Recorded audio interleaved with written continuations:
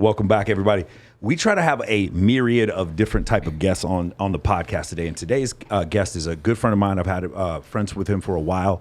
He is an innovator because he's used social media in a way that I've never seen anybody use it, especially in the field of real estate. But before we bring him on, I want to bring on some of our other guests here. We have first Miss Shannon Miller. She is a mother of two. She runs SM Consulting. She does a lot of business consulting for different people, and we have a lot of great questions for her. And we also have Miss Bella Ferrari. Bella's from Colombia, just like me. She does CBD spices, which it's called LitSpice. Is that what it is? LitSpice. I love that it's called LitSpices. And also she's a marketing director for Pacific Sun Belta Mortgage. And my guest, my buddy of a long time right here is Mr. Jeremy Lewis. He is a social media pioneer when it comes to real estate. You guys have probably seen him before, his local celebrity. He's the first guy I've ever seen to do so many videos on Facebook and Instagram, and just an incredible pioneer when it comes to using social media. And he has a new course right now, Jeremy Lewis Social Media Mastery. So we're welcoming all three of you to the course. I had a really hard day playing basketball yesterday and fucked up my back. So please excuse it if I so don't bend you over. If I screw, I can't bend over, girl. I'm trying to tell you right now, I couldn't bend over to save my life. For? We just, honestly, they only want to see Mike bend over. Yes, we're not coming on the podcast. Like I said before, we're learning how to use OnlyFans to sell real estate. That's what we're going to talk about today. Awesome. Well, I'm happy to have you guys here. So first off, how did you two meet Jeremy? What is the story there, Shannon? So Jeremy and I met at Jing. Yes. We were at a restaurant, and of course. I feel like I'm a spokesperson, and now Jeremy is too. So no, it was just a group of people we met, and honestly, I was like, "Who is this guy?" I still feel that way. Yeah, like I've known this motherfucker for 6 years. And I still feel like that. No, we connected, like and then he ended up messaging me and saying, "Let's go get some dinner." And I was very hesitant. I'm like, this guy just no, he doesn't want to do business with me. He doesn't care about me. He wants to get in my pants. And excuse you, sir. No, never. But we ended up going to dinner, and I think we spent 3 hours talking about business and life. It was and actually marketing. Valentine's Day. And we were at Bloom, and we were there for 5.5 hours. Yeah, we actually, that was the first time from a marketing perspective we decided to play with social media.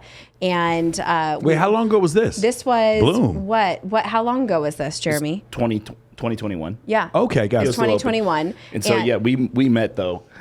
She's like, okay, I'll meet you at 6 p.m. so that I know what that means. So I gotta put the kids to bed or whatever the bullshit it is. It wasn't bullshit, Jeremy. No, she wanted the early out, and then she ended up leaving at 11:30. Yep. Yeah. No. And honestly, I assumed that he was just another Vegas guy looking to get laid, and it was complete opposite. We talked life and business and marketing, and ended up, because I'm same thing, I use social media to help build my business, and so we ended up taking this picture together, the two gingers. We're the ginger crew. And so we took a picture with me sitting on the bar with a sign that said reserved on it. Yeah. And him next to me looking at me. And as Jeremy says, he says, we blew up the internet. We're going to break the fucking We're internet. going to break the internet. But it actually, that's what broke us through. And we've been doing business and friendship together ever since. That's incredible. We're going to talk about the typical Vegas guy here in a little bit. Please remind me to come back. Yeah, Bella, sure. wait. All right, Bella, how did you meet Jeremy? So I met Jeremy about a month ago. I got invited to one of his social media luncheons, and I signed up, and I was like, yeah, let me go check it out. And he had the whole room filled, and I was like, who is this guy? Like I'd never even heard of his name.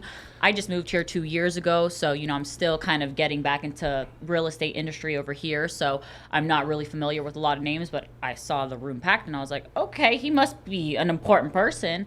So just like her, I knew I gravitate a lot with people, especially in business. So I was like, let me invite him. We were doing a happy hour at Jing.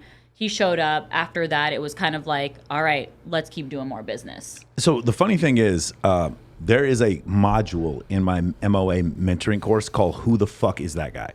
It is the last. Yes. It is the last course. I love that. It is the last module of the four main modules. It's the last one, the last module and the last pillar called "Who the Fuck Is That Guy?" And it is very similar to what you guys talk about. It's punching above your weight. You guys are both very attractive females. When you go out, you assume that, like what you talk about, the typical Vegas guy, he just wants to get in your pants, right? Yes. By default, I try to, because most of my friends are female, and I try to express it to my guy friends. Imagine, I don't know if you guys remember Walking Dead. There's this one scene where Glenn is on top of this dumpster and these zombies are just coming out. And that's what it's like when girls open up their DMs, but it's dick pics. Yep. It's like, oh my God, there's just dick pics everywhere. So it's like that for them. They're just, by default, by heuristics, through evolution, you guys just assume that every guy who's going to show you that much attention, especially the more attractive you are, is more likely to be geared towards having an ulterior motive, right? Yeah. And so that's what happens. And then you meet Jeremy and it's like, not only does he not have the ulterior motive, but like you walk into a room and they're all there to see him. So he's punching above his weight because like as far as men, when we see a woman who's very attractive, she's just very attractive. She carries her value with her. She takes it on the road with her. Do you understand? For a man, you can't tell anything about it unless we're wearing the fucking Paddock or pull up in the Lamborghini. You can't tell anything about us really.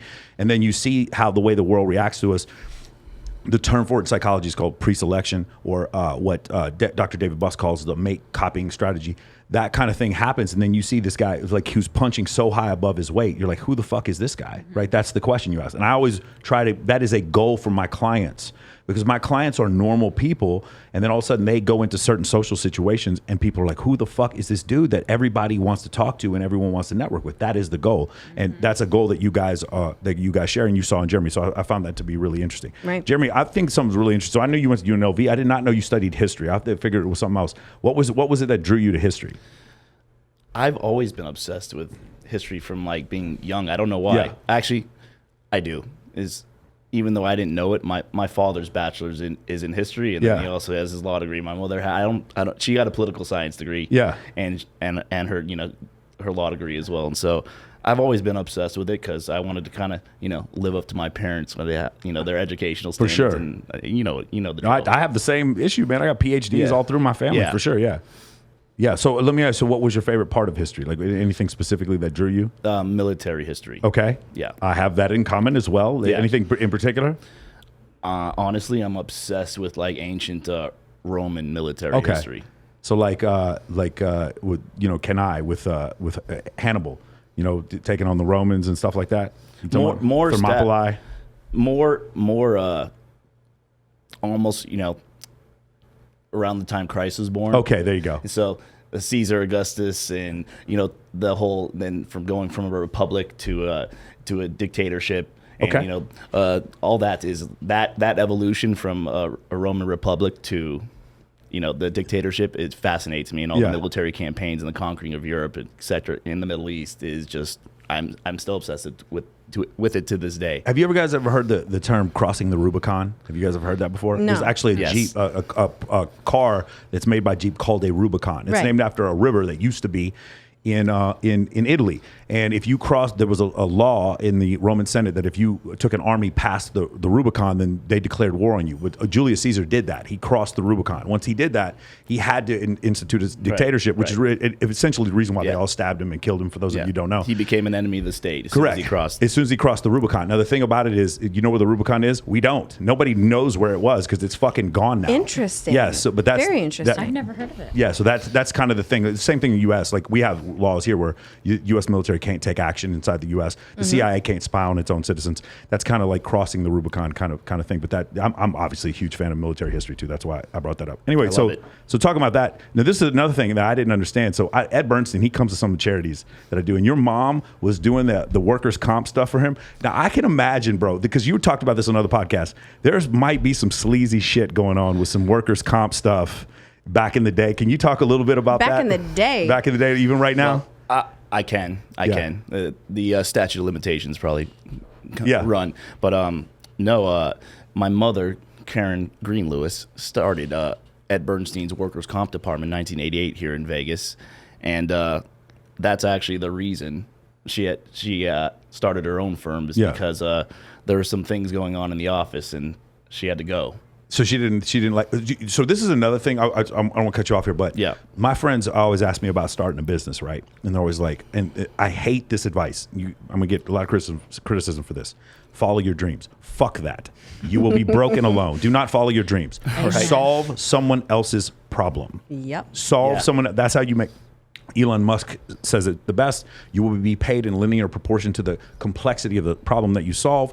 You solve someone else's problem. That's the most important thing. And then the other thing is like, subject matter expertise. Entrepreneurs had a job first, saw the inefficiencies in the job. Where did Instagram come from? It was a dude who was at Google trying to come up with a photo sharing app. Google didn't want it. So it's like, fuck y'all, I'm going to go make my own app. Right. That's essentially what happens. They have a job. So you're in a situation where your mom sees probably inefficiencies in workers' comp and then goes and starts her own gig. A lot of times you meet entrepreneurs and they're like, I don't want to have a boss. They're trying to be entrepreneurs. Like, I don't want to. They're giving away a 40-hour work week for an 80-hour work week, and they don't understand that. You will need a boss because you need subject matter expertise before you go on and do the next thing. People hit me up all the time. It's like, Michael, I want to start throwing events. Then go intern for an event planner. Don't try to learn this from me. Right. Same thing with trying to sell real estate. If I was trying to sell real estate, I would just follow you around for free for like as long as I could. Probably trying to learn as much stuff as I could. And a lot of people don't understand that because they don't want a boss. No, not at all. And that's when most agents I've trained agents for. It's been 18 years this month. I've been licensed, and of course, I have mentors and train myself. But the ones that are most successful over the years that have come on and worked with me are the ones that have just shadowed me for years and years and years, and they become enormously successful on their own. And you shadowed Richard Creighton. I got to hang out with Richard several times recently. Yeah, one of my he got me into real estate 18 years ago. I just graduated from UNLV, again my bachelor's in history, and I was bartending at a restaurant called Del Frisco's. And he called me, and we're lifelong friends since we were little kids. And he's like, asked me how everything was, the normal shit. But then he asked me how much money I was making. And he's never talked about money with me our whole lives to that point. And I was like, what the fuck is going on? And I'm like, I'm working 4 days a week, like making like $4,500 a month. I'm killing it, especially this is 2003. Yeah. And he's like, I'm making $4,500 a day. So what the fuck are we even talking about here? And no shit. And I was like, nothing. 8 years before the movie Wolf of Wall Street came out, I was like, I work for you. I work for you now. And I got off the phone, and I was like, I fucking quit. And a year later, working with him, I had over $1 million in my bank account. Yeah. That's how I started in this business. That makes it kind of crazy. Now, the real estate scenery has changed since then. You talked about before 08 and after 08 that it's a little bit more difficult, and there's a lot of people coming for your job. There's a lot of like the Zillows and the other stuff like that. Can you talk about that?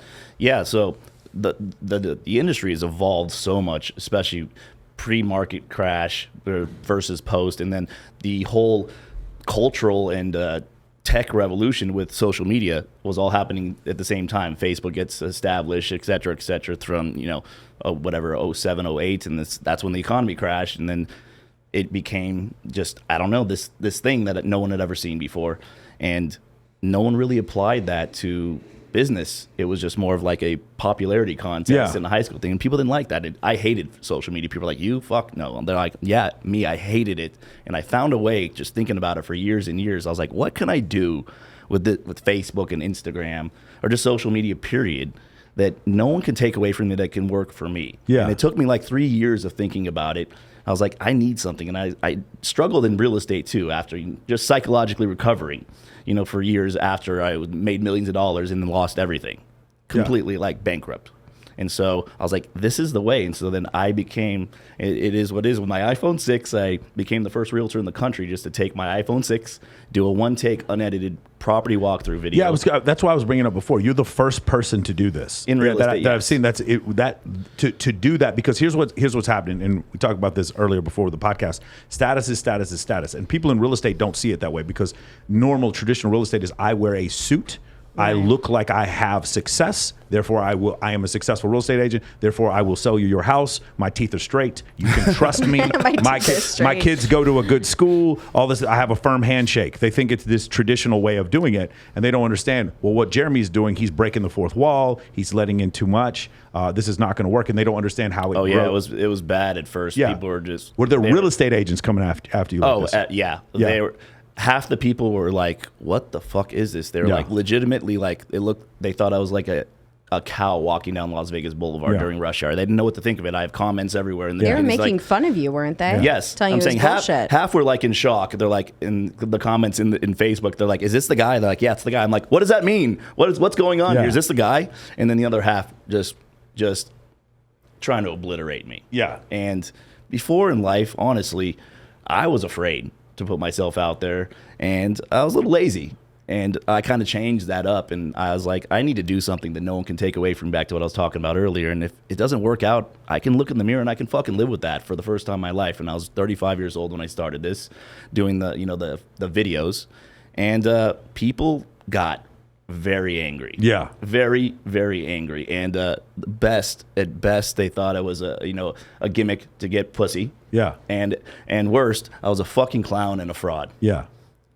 Yeah, well, we'll talk about a gimmick to get pussy later. I'm just kidding. God bless you. God bless you. I cross you now. Shannon, Shannon. So first off, had you seen some of the stuff that he was doing on social media before you met him? No. So I met him and I was like, who is this guy with his deep voice? Like, what is happening? There's a ginger friend over here and I don't know what to think of this guy. It's high testosterone. That's why. Yeah, the voice. I didn't know. Yeah. I'm like, who is this guy? And I really thought he's just trying to get in my pants. I don't know whether or not you were trying to, Jeremy. I'm sure that you were.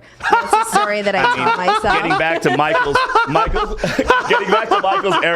back to Michael's area of expertise, I have a dick, so So the answer is yes. I mean, friends. any man if any man's being honest, and women need to be honest too, but if I said no, men want to.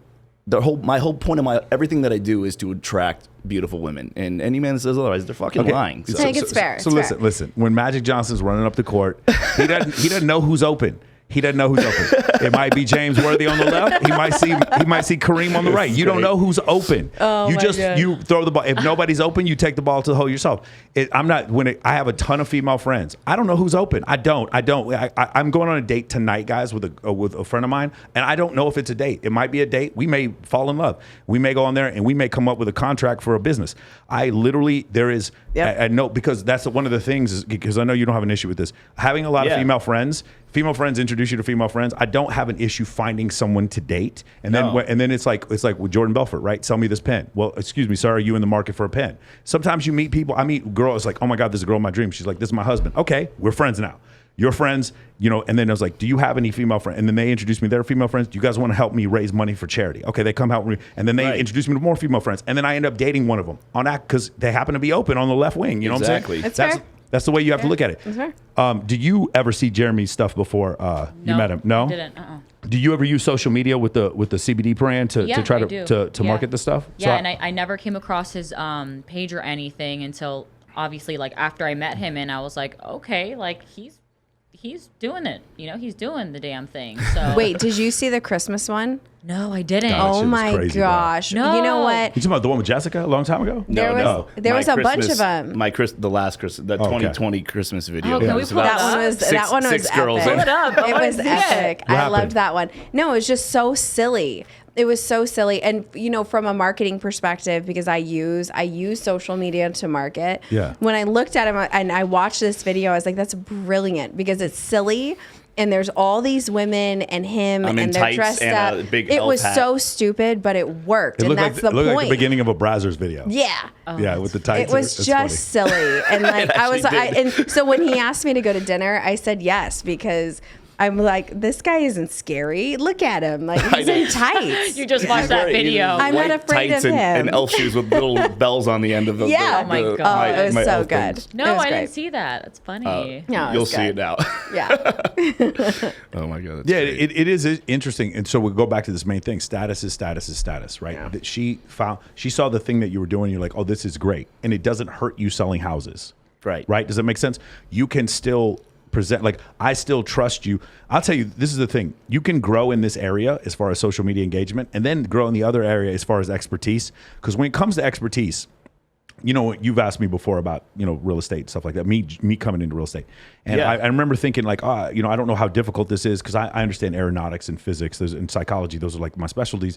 But when I watched this video of you showing the $7.7 million house on Chocty's, what's his name? Choctis. Yeah, Choctis. Yeah. When I watched this stuff, you guys were speaking a language like you were talking about engineering a space shuttle. Bro, I couldn't understand what you were talking about. And I was sitting there like, man, there's a lot more to this. And you have this thing where you do it with your hands like this. And then we're in a room that's called a storefront. The fuck is a storefront, pimp? I don't know what this is. And then all of a sudden, And then all of a sudden, the door. great. What kind of door? There's something windows. They're what are they called? Pocket doors. Bro, Yeah. what is a pocket door? I don't know what a pocket door is. Well, you learned. He taught you. And He zero taught you. zero threshold, bro. I don't know what zero. What is this? So can you talk about that, bro? You were speaking another language, and I was so impressed. At that point, I was like, and the video got a good reaction too. And the house is unbelievable. Oh, and gorgeous property. Yeah. And who filmed that? That was Chalktis'. That was Chalktis' guy. But Okay. I also did. I wasn't sure. Corey Shaw filmed my walkthrough video of the property. Obviously, is much shorter. It was for Instagram about a minute. But I think Pascal.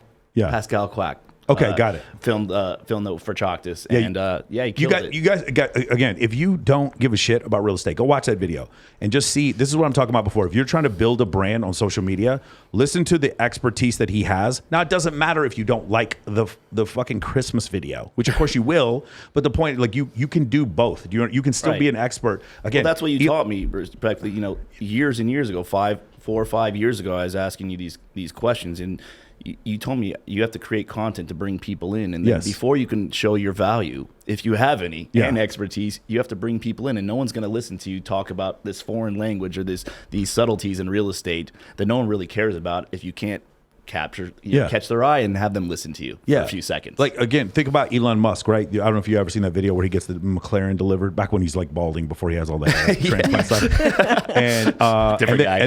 And then he marries was Grimes, right? And he has a baby with Grimes and names it after some robot or some shit, their baby, right? And then but he does that, but do you not take him seriously? Do you not think that SpaceX? You do. The proof is in the pudding. Right. He's got human beings up to the ISS with his technology. Like, do you understand? You can do both. This is so hard for people who are afraid of social media. They're like, oh, I can't do both. Again, you can. I know a girl right now. She has a PhD in psychology. She has a psychology blog, and she strips at Sapphire. She does both, and one does not affect the other. And this is the thing. People are so afraid because this is not 1955. 1955, you get married, you get a mortgage. You get into a fuck ton of debt. You put your kids through school. They got to get 1 master's degree, 2 master's degree, get into more debt. You work your ass. You work hard. You follow this specific directions. You go to church every weekend, and then everything works for you. And now what's happening now? Yep. You have a girl selling real estate and then fucking her boyfriend on OnlyFans. At the same time. They're not mutually exclusive. At the same time this is happening, and it's not she's still moving $1 million properties, and shit doesn't make any difference. And the people are having a hard time because once again. I've trained some of them. Ready? I'm going to look in the camera. Your former president was fucking a porn star while his wife was pregnant, and you still elected him. So stop. For those of you who are afraid, why am I posting? Man, I'm a 44-year-old man. You think I want to post this picture of the dog shit coming out of my mouth and the dog ears on Snapchat? You think I want to do that? No, I do it, but it works because social media is fake, but the money's real. Rule number 4. Social media is fake, but the money's real. So that's the thing that you have to understand. And I love it now, again, you I don't know if you've been doing it that long, Bella, but you, like, social media, using that for marketing is something you probably grew up with. It's vital in business. It's vital. So if I don't have it, it's like, who's going to see, anything that I'm doing? Yeah. How am I going to promote my business? I'm not going to be able to. I'm not going to succeed. Yeah. And the thing is also, like, I guess in cannabis, though, there probably wouldn't even be a stigma, right? Yeah. I mean, you can get away with a lot more. Like in cannabis, there's a bunch of stuff that you can. It's funny because certain industries, like real estate, would be very different, right? The bikini competition we're throwing, we can't have any cannabis products because MGM won't allow it, right? Also, they won't allow any other liquor companies that aren't affiliated with them. So in some places, it's really strict. And they used to have rules about cameras. Well, they don't have those rules anymore because everybody's got iPhones. Right. So those things just kind of change over time. Dude, if you came into Wet and you filmed your own commercial, like, hey guys, do you want to learn how to sell real estate? And there's just a bikini competition going on behind you, and it made no sense. People would still watch it. It wouldn't make any sense, and they would do it. Probably get 10 times the views of any property video I've ever. It doesn't matter if it's $50 million property. Truth be told. Shannon, how do you, with your business consulting product, how do you use social media for that? So I use Instagram, Facebook, LinkedIn, and obviously the platforms are different. But it really is about, and I think this is the one thing that I've encountered with entrepreneurs is that they forget that, like, especially real estate. I just trained a real estate group we did like a 2-day intensive. And so many of them, I'm like, how many of you are using a company to post your shit? And most of them raise their hand. And I'm like, you're generic. You look like everybody else. Nobody gives a shit about your posts. And whenever I'm working with an entrepreneur, I'm like, be yourself. The whole point, and for me, is for people to know, like, trust me. So you're going to see all parts of my life. Everybody knows what I'm doing. I literally walk up to, like, I'll walk in somewhere, we go to a restaurant, somebody say, I follow you online. Oh, I saw you were doing this and that yesterday, or last week you were on vacation. And that's the whole point. You want people to get to fucking know you. That's not confusing. Just be yourself. Pick your phone up, do a little selfie or a little video, and post it. That's it. It's easy. It is. It is pretty nice. Can you talk about this? This is something really interesting because I can identify this one thing that happened, like a low point, right? I got into the Corona crash, 2020. I was over levered in a certain instrument, and it decimating losses, because I remember I worked for a firm. Right. I ended up making all the money back later, but at the time, bro, you would have told me anything. Yeah. I thought my life was 40% contraction. Yeah, I thought my life was over. No, but remember, I'm over levered, so I'm it's more than 40% for me, Yeah. right? I made 47% on my money on 2021. So in order to do that, you understand, I take a lot of risk. Right. I work for a hedge fund, but we take a lot of risk. And when we did that, I remember when you said in the 2008 crash, you had 13 houses and then it went down to one. But that wasn't the thing. The thing was when you said it defined you as a person. And then when you lost all your money, you didn't know who you were as a person. And that is a real interesting thing, because losing it all and then later getting it back, you probably could go back in time. If you could go back in time, tell yourself, hey, man, you can make plenty of money later. Don't worry about this. But if you did, then you wouldn't have learned those lessons and felt that stress, because probably when that comes around later on in life, you can deal with it. Can you talk a little bit about that? That feeling every day of like seeing your portfolio go down because of the crash. Yeah, like I hated for years and years and years, up until even maybe 3 years ago, I tried not to even think of what happened to me back then, because I just didn't like who I was, and I defined who I was by my material possessions and my level of success, and I had lost all of my possessions, and my way of making a living was gone. I had to beg my mommy for a job, and I was just fucking done. I didn't feel like a man at all. I didn't feel like much of a man before that, and all these things, this money, this success, and education, etc. Women were propping me up my whole life until that point, and then I had to really take a look in the mirror, and I was miserable. But if I didn't do that, and I didn't get into, I wasn't forced to go to school, to go back to to go to law school, to learn how to be like, just to rebuild my psyche and rebuild my confidence, and just I wouldn't have been here at all today. I just couldn't imagine. So all those things, and losing everything, in the school and all the people that I met, and then getting back into the business, and then trying to I wouldn't have looked at social media at all. I just been like, whatever, I'm going to take the easy way out again. So I'm glad everything happened, because it all built to this point. And now in 2020, all the chatter stopped. My way of, a large degree, what you taught me over the years became essential. Yeah. And I was like, wow, all of this struggle and all this self-loathing, to be honest with you, for all these years, it's all come for full circle. Right. And it was really, just unbelievable. And so social media played a huge part in that. People talk about all this negative about it, and really gave me what I have now in life, which is really so what you mean by that? Just for people to understand, there are two periods of you selling real estate. Yes. There is the initial period of you selling real estate where you do really well, but the market is going up all the time, and this has to do with countrywide subprime mortgage. Yes, exactly. And then there's so much free money. We're giving a couple that makes $40,000 a year a $700,000 home, and eventually these things are going to default. Okay, well, we can go into that whole situation. When it defaults, you lose a bunch of money as well. Then there's you selling real estate after the crash. You go to school for 4 years. You come back 2012, and you're selling because Richard Creighton has a conversation with you, and then you decide to jump back into that. At any point, did you have any PTSD about, man, I'm going to go back into selling real estate and this thing fucked me over one time? I was terrified. That's what took me so long to get back into it.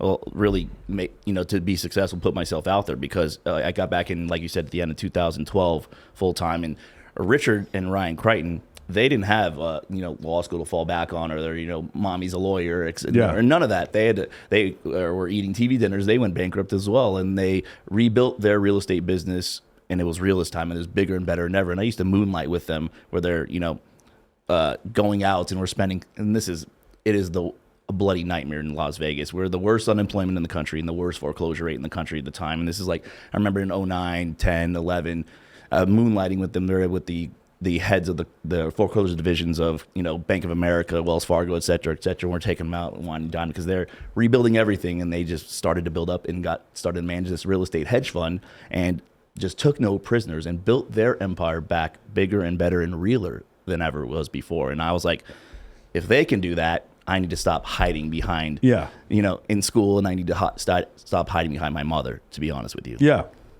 That's interesting, man. So the second time you go into it, you have a different plan, understand the fundamentals of it a little bit better, and then you get into it like that. And then social media, not until 2012 that you start really doing social media stuff? 2016. 2016, that's right. That's right. 2016. So I still wandered in the desert like Moses. So let's talk about this. I don't know if you remember how we met. So I briefly dated a girl that you were training. Yes. To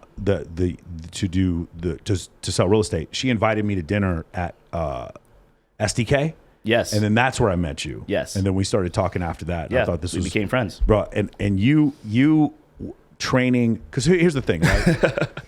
Okay. This is great. Here's the thing, man. Like, I'm sitting there. Okay. You understand. It's kind of like what Shannon was saying. I want you guys to consider this, all right?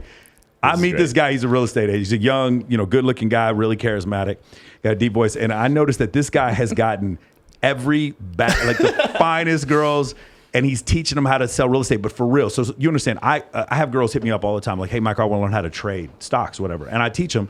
And as soon as I show them a normal distribution and start talking about +1 sigma, -sigma, and explain the Black-Scholes model, they're done. They don't want to hear any more about my shit. Nobody wants to learn about statistics, whatever.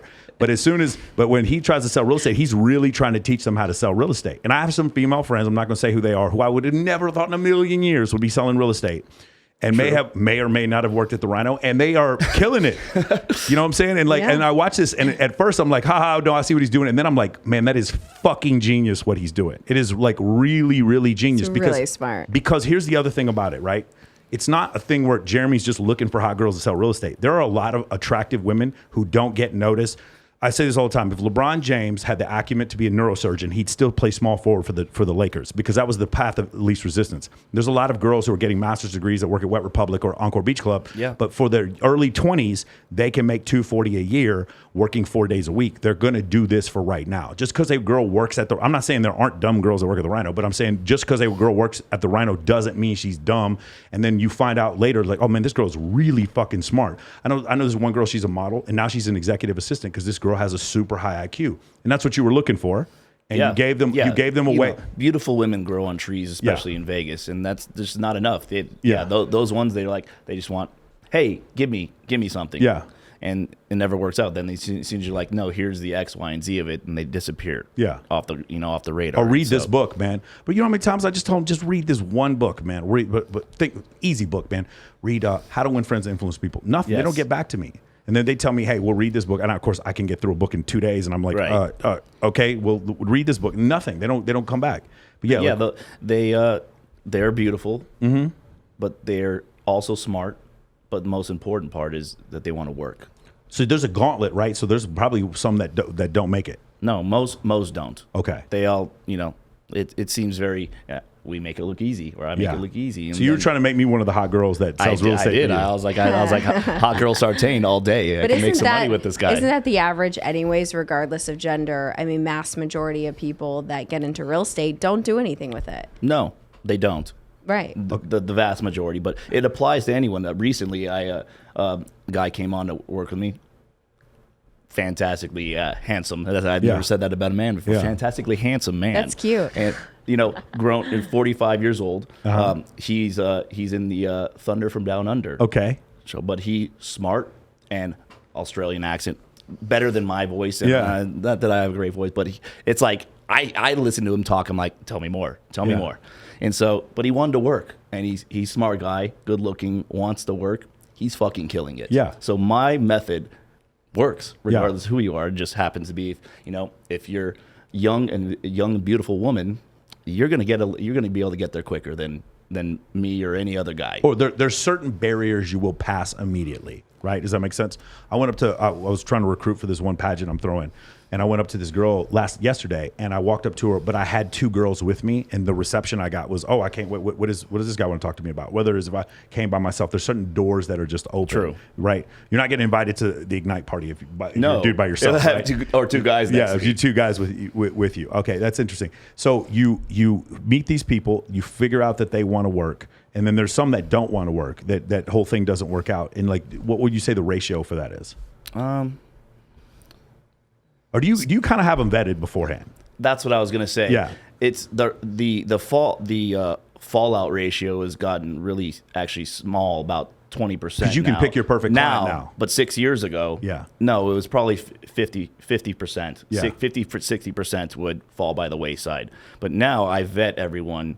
Like I said, I've got my experience. I know I've made my mistakes and learned from who I recruit and who I see as having potential or not, and now I got the eye, and I rarely wrong, and so now it's much lower, but it was at least 50-60% where they would just fall by the wayside, and they'd be great for 6 to 12 weeks, and then that would be the number. So that's where I'd look after 6 weeks. I'd be like, okay, where is this going? Yeah, that's interesting. So now you mentioned some other thing. There's a thing in mathematics called fractals. And we don't use the term fractals. We say the 80-20 rule. The 80-20 rule is a description of fractals. The actual the more correct way to say it is the 84-16 rule. Because if you look at a normal distribution, you'll find that 16% on each side is outside of 1 standard deviation, and the middle 64. I don't want to get too far into it. It's the 84-16 rule. Okay, now you said before 95% of the real estate sales in the city are done by 5% of or 300 or 400 total. Yeah, so like real estate agents, 20,000 agents, 1,000 actually active. The rest are part-time agents, don't do any business. They're still bartending. They're bartenders. Yeah. They're bottle girls, et cetera, et cetera. I ain't knocking them, but they're not doing any business. Yeah, because they're not really trying, because they got full-time jobs. Yeah. So 1,000 are actually active. Of the 1,000, 300 do probably 90% of that business. Yeah. And so it's a very small group of people doing an enormous amount of business in this town, and those are the ratios. I don't know the exact numbers, but I would say it's 5%. 5% of 20. What's 5% of? No, less than 5%. Yeah. Because 20,000, 1,000 is 5% of 20,000.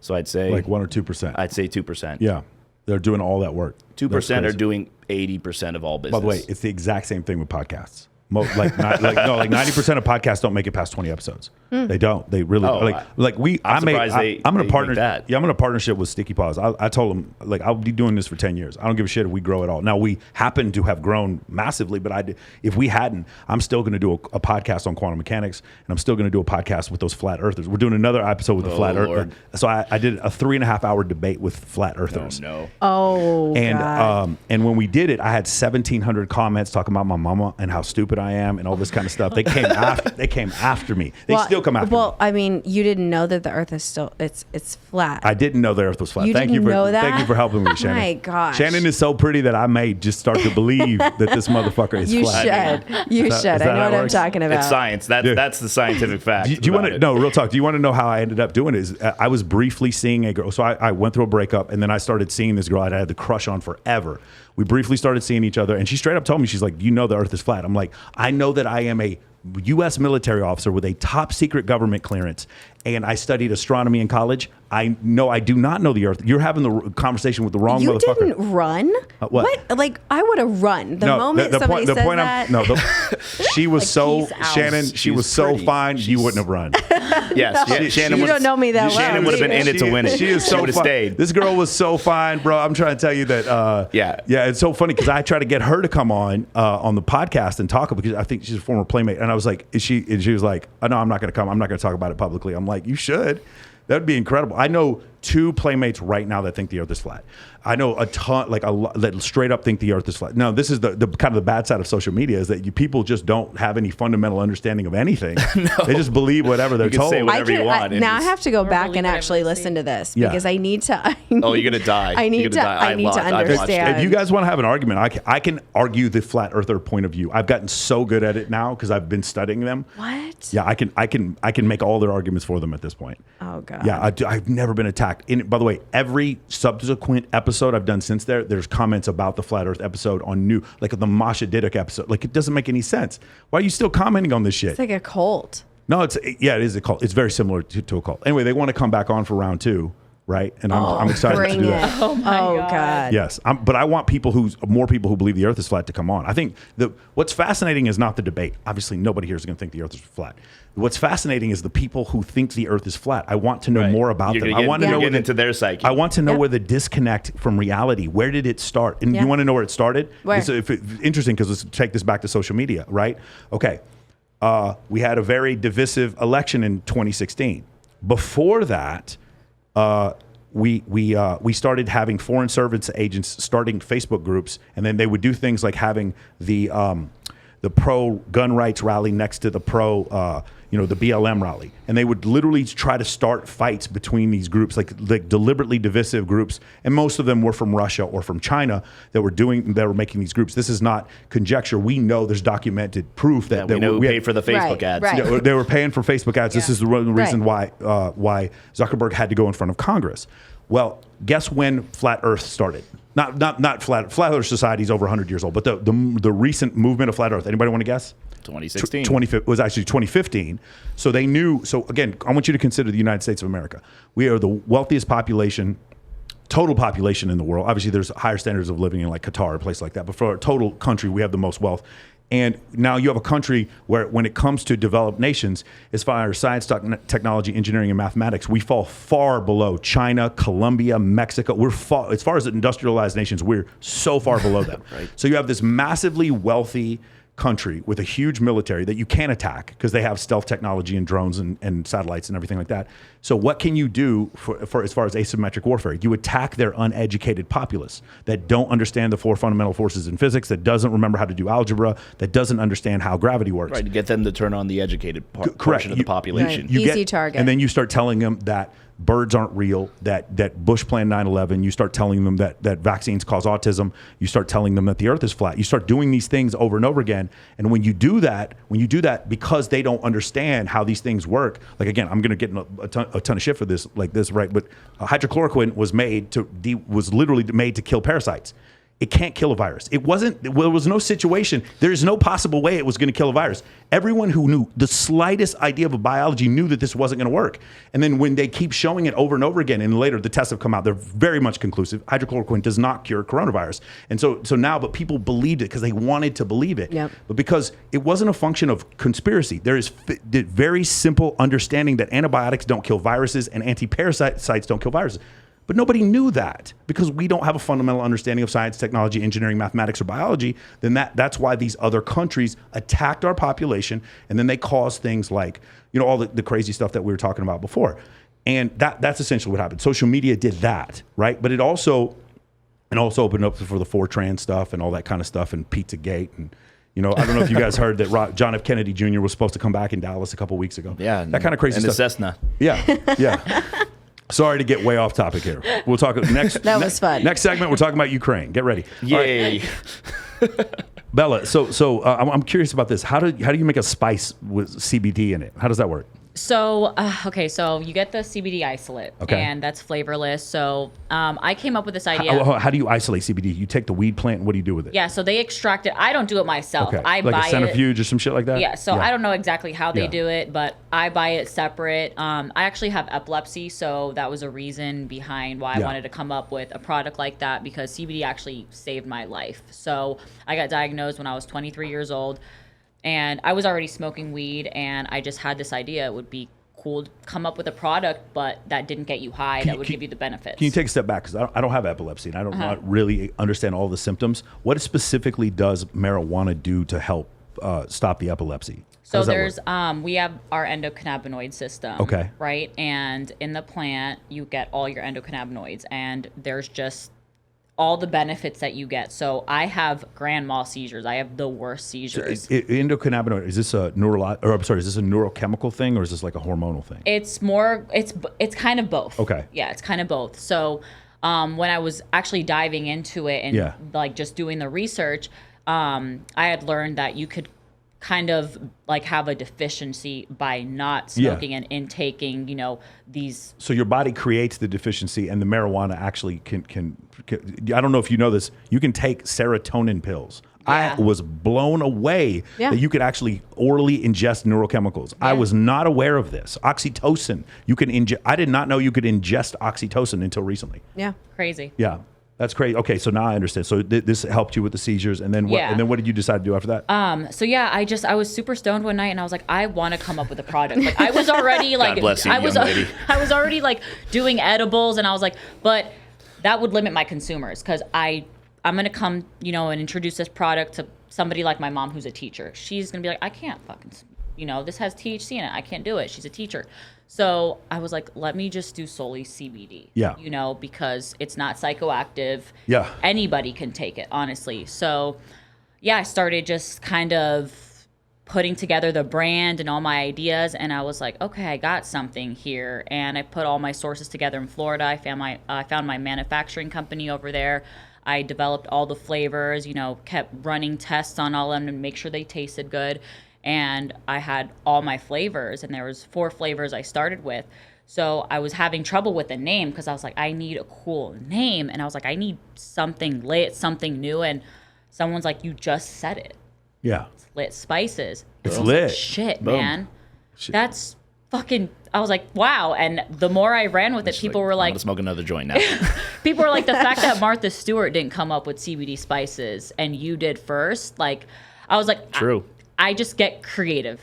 THC gets my mind going. And I was kind of just a homebody at that point, and I was bored, and I was like, I was married at the time too, and I was like, I need to do something for myself, Yeah. So I kind of developed that, and that actually brought me out here, and we got shut down just 3 weeks after I fucking moved here with all my products. Cuss all you want. That's with fine. all my products. So I come here with like 5,000 units of spices, and I'm planning to be at the CBD Expo, all of these events. I get shut down. I'm like, what am I going to do?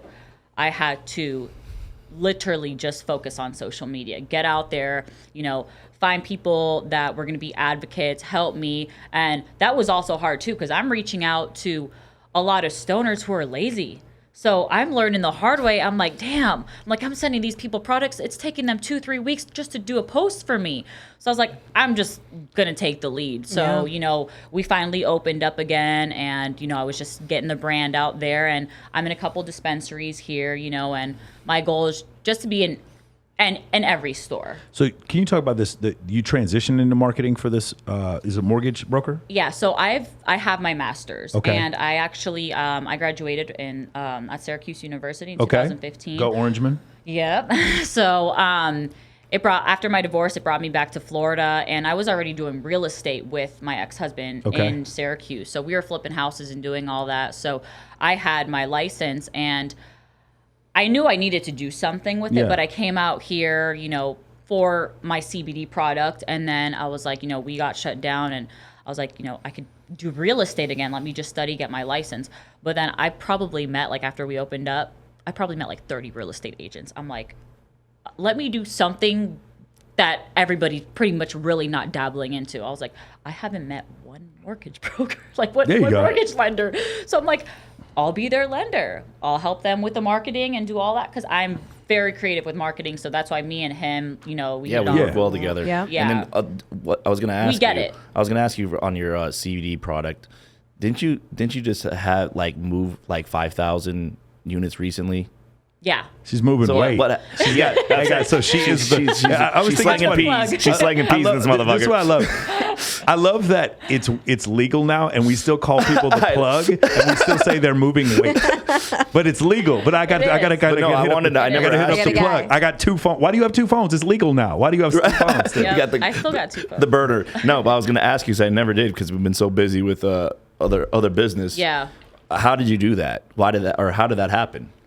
What do you mean? How'd you move 5,000? How'd you move all that weight, you had all this inventory. I had to spend money on ads. I had to hire influencers.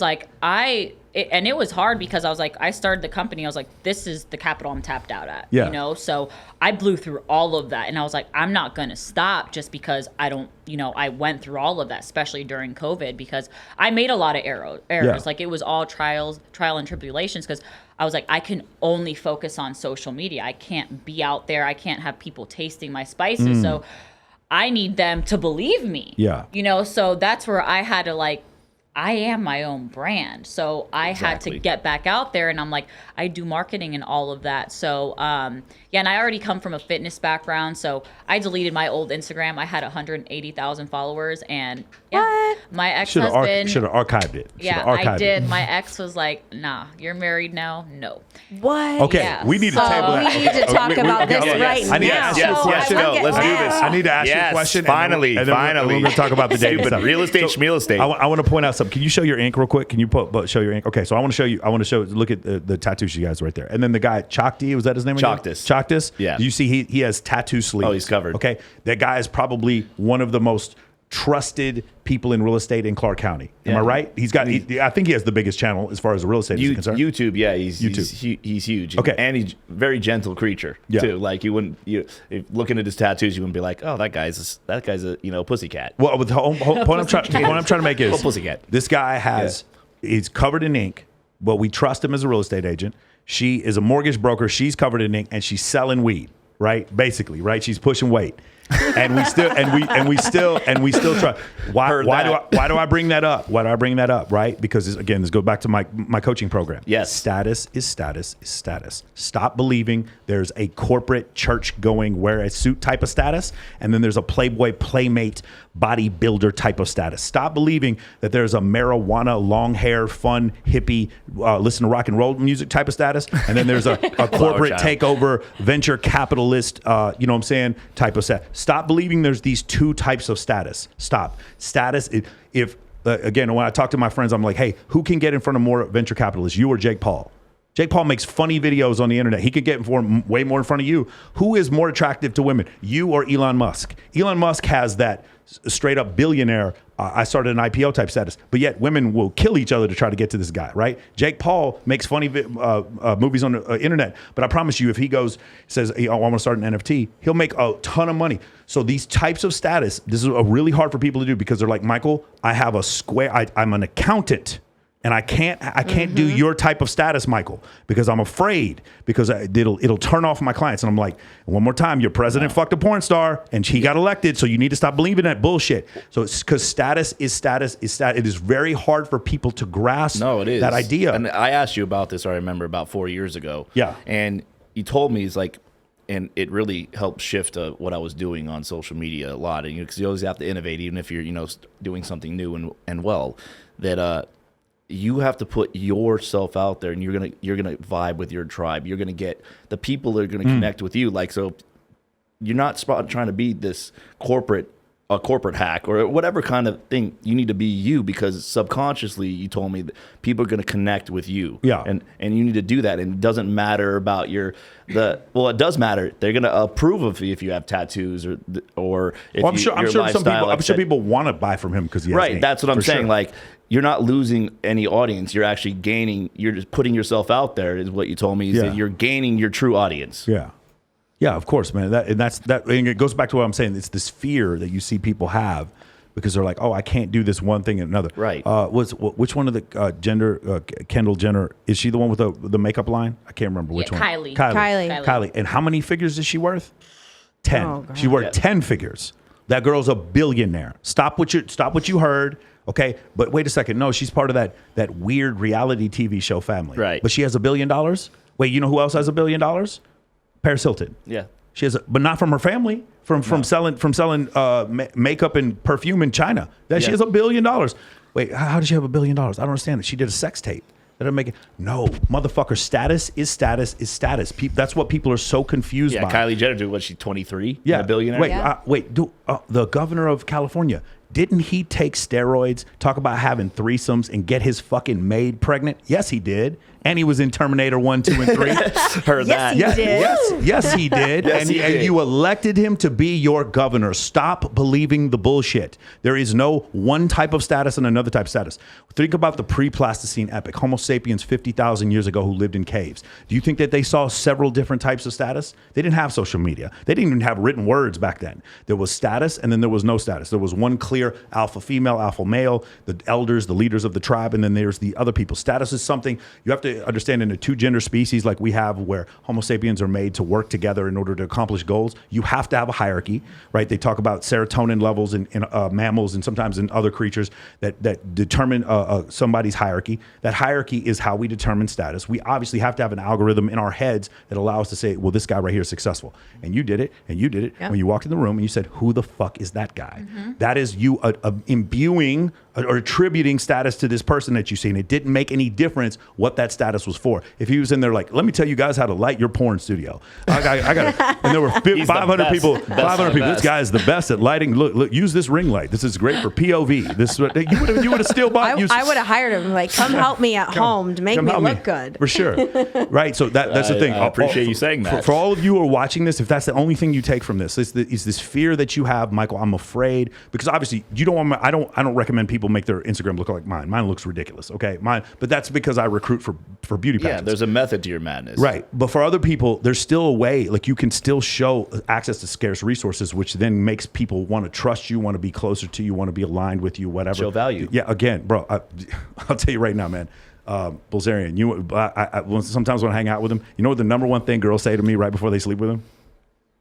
I'm never going to sleep with that motherfucker. Never. I will never sleep with Dan right before they sleep with him. That's what they always say. Wait, hold on. 5 minutes. There was a period after my divorce where I called myself a vault. This is great. Yeah. Great. Oh my God, tell the story. She tells me this. this. Right after. This is the pretty like, it was fairly early on in our friendship. And I remember I told him, I said, we went out for the first time. Yeah, I said, I'm a fucking vault. Like, I have I don't want any man near me right now. And he goes, do you say that to guys? And I go, well, yeah, because that probably makes him come after. And that's what he said. And I go, what do you mean? I'm telling him I don't, like, I'm not going to sleep with you. And he goes, no, you have to understand, Shannon. Maybe you've been out of the game too long, but no, that actually means I want you to come after me. Try harder. Come break the ball. Try harder. Come break the ball. What you need to say instead, what you need to say instead is, I just got back from a swingers resort in Jamaica. I've had too much sex. That's what you need to say instead. And they'll back off. Poor guy. He's like, I know you mean it, Shan, but because you told me these stories, you like, this guy, they won't leave me fucking alone, and this guy, he can't take a hint. I'm like, you're not giving him anything to take a hint from. When that's, I was like, you tell me your pussy is off limits and it's a vault. I'm like, what do I have to do and what do I have to find out? Motherfucker turns into Christopher Columbus trying to plant a flag. No, you know Let me raise an army. And what funds do I need to raise to crack that fucking vault? You know what, though? I learned a lot from that lesson. Thank you, Jeremy. I appreciate it. Okay, so Here to help. Again, I like to bring up psychological studies here. I'm going to bring up one study. There's one that Safeway, the company Safeway, grocery store. They did this thing. They had this policy where their cashiers would look at the person who just bought a product and say, hey, Mr. They look at the card and they say, hey, Mr. Smith, have a nice day. Or they say, hey, Mrs. Smith, have a nice day. When male cashiers said this to male customers, no problem. When male cashiers said this to female customers, no problem. When female cashiers said this to female customers, no problem. When female cashiers told male customers, hey, Mr. Smith, have a nice day, and smiled, these motherfuckers would follow the women out to the parking lot, talk to them out in the car. They'd be trying to get phone numbers. They'd be going crazy because men, unfortunately, and this has, again, they have to misinterpret everything as an act for an invitation for sex, which is how Me Too and toxic masculinity gets started. And women have to do the opposite.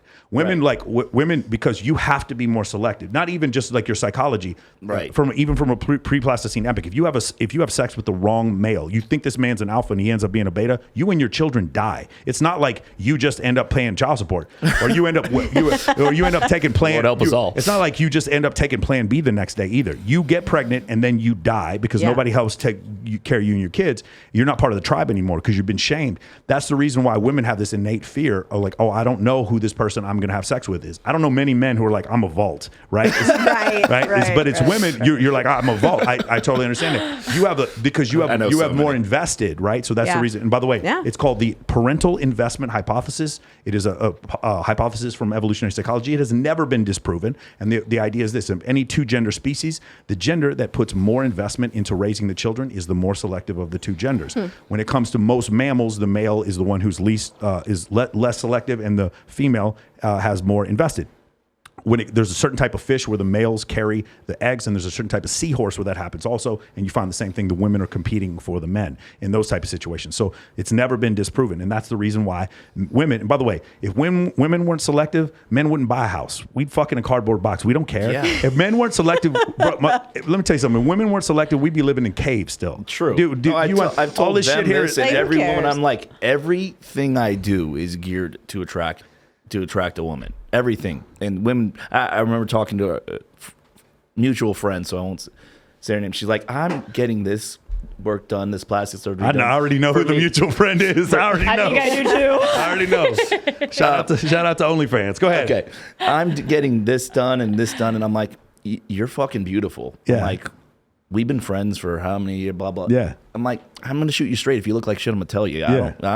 This is how I roll. I wouldn't let you come around me. You look bad. I'm like, I'm just going to tell you. I'm like, No, it's true. It's true. It's He's true. like, I don't work with ugly. Yeah, no. I just, He's just straightforward. I don't work with ugly. If you're like, I'm like, stop thinking this crazy shit because my vanity wouldn't allow it to begin with. Yeah. And so she's talking, I'm doing this and I'm doing this. I'm like, why are you doing any of this bullshit? You're a dime. And she's like, I'm doing that for me. I'm like, no, you're not. You're doing that for me. Right. And it's not the problem that she wants to do all this plastic surgery, do all this work. It's that the problem is she's so fucking delusional that she thinks that's for her. Yeah.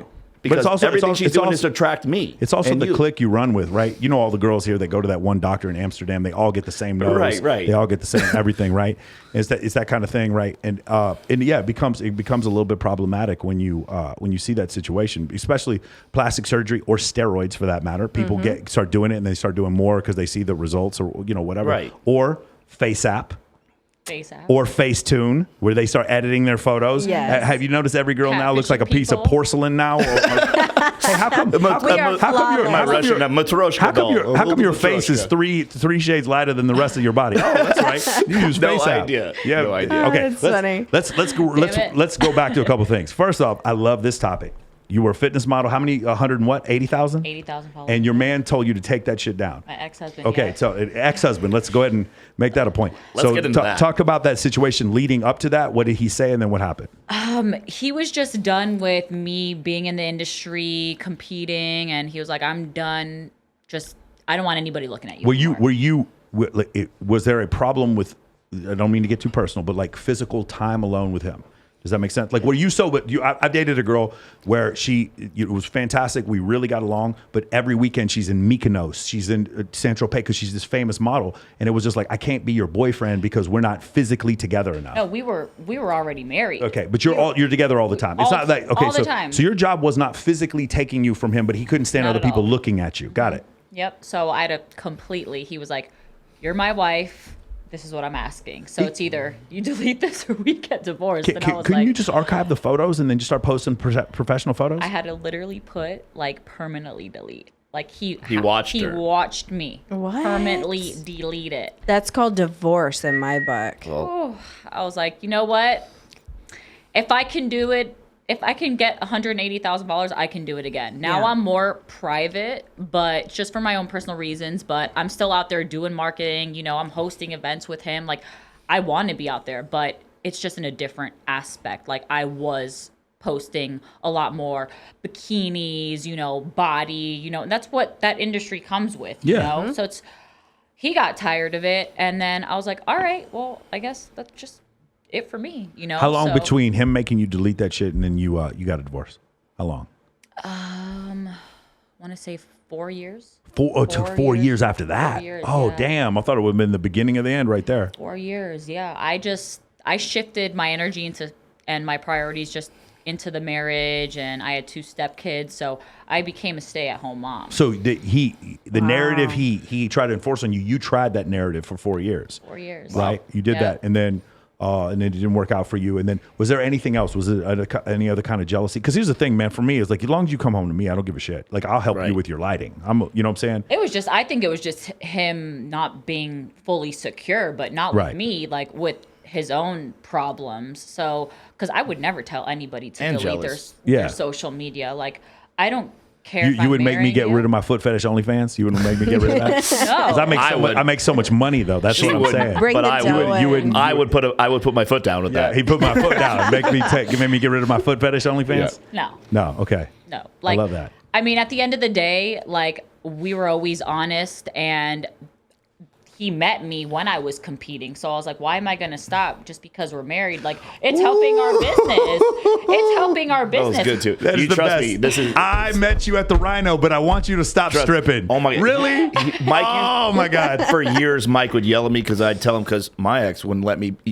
I didn't have any followers, and I couldn't work with women. I couldn't post with them. I couldn't do any of it. And he'd be like, "What the fuck are you doing?" It got Like, cold what is- in the room when his ex walked in the room. I'm telling you. Like, Yeah. Why is it so cold in here? Yeah, what happened? he's like, I need a jacket. Can I borrow your what's jacket? happening? I'm not kidding. I'm something- not gonna He say would yell at me. anything. He's like, Something "What are has you doing?" changed in this room. She's like, she is ruining you. You're not like you're not nothing to even. No one's following you. No one's trying to Yeah. get at you. He was right. I have this saying. Sometimes I have friends. Both of y'all could do better. That's what I tell them. You know what I'm saying? Both of you could do. I'm sure there's somebody she could lock down and she'd be very happy with. It's There's just not no it's social, just, no social not media, you. nothing. Yeah, It's not Chris Paul over here. He's dishing out assists all the time. He's got to be out. Hey. Hey, let me give you this. You become a real estate agent, and you become a real estate You get a agent. car, and you get a car, and you get a Not- career. Not Chris Paul over here. He's got to have the ball in his hand. All right, so that makes sense. Okay, so let's keep going through this.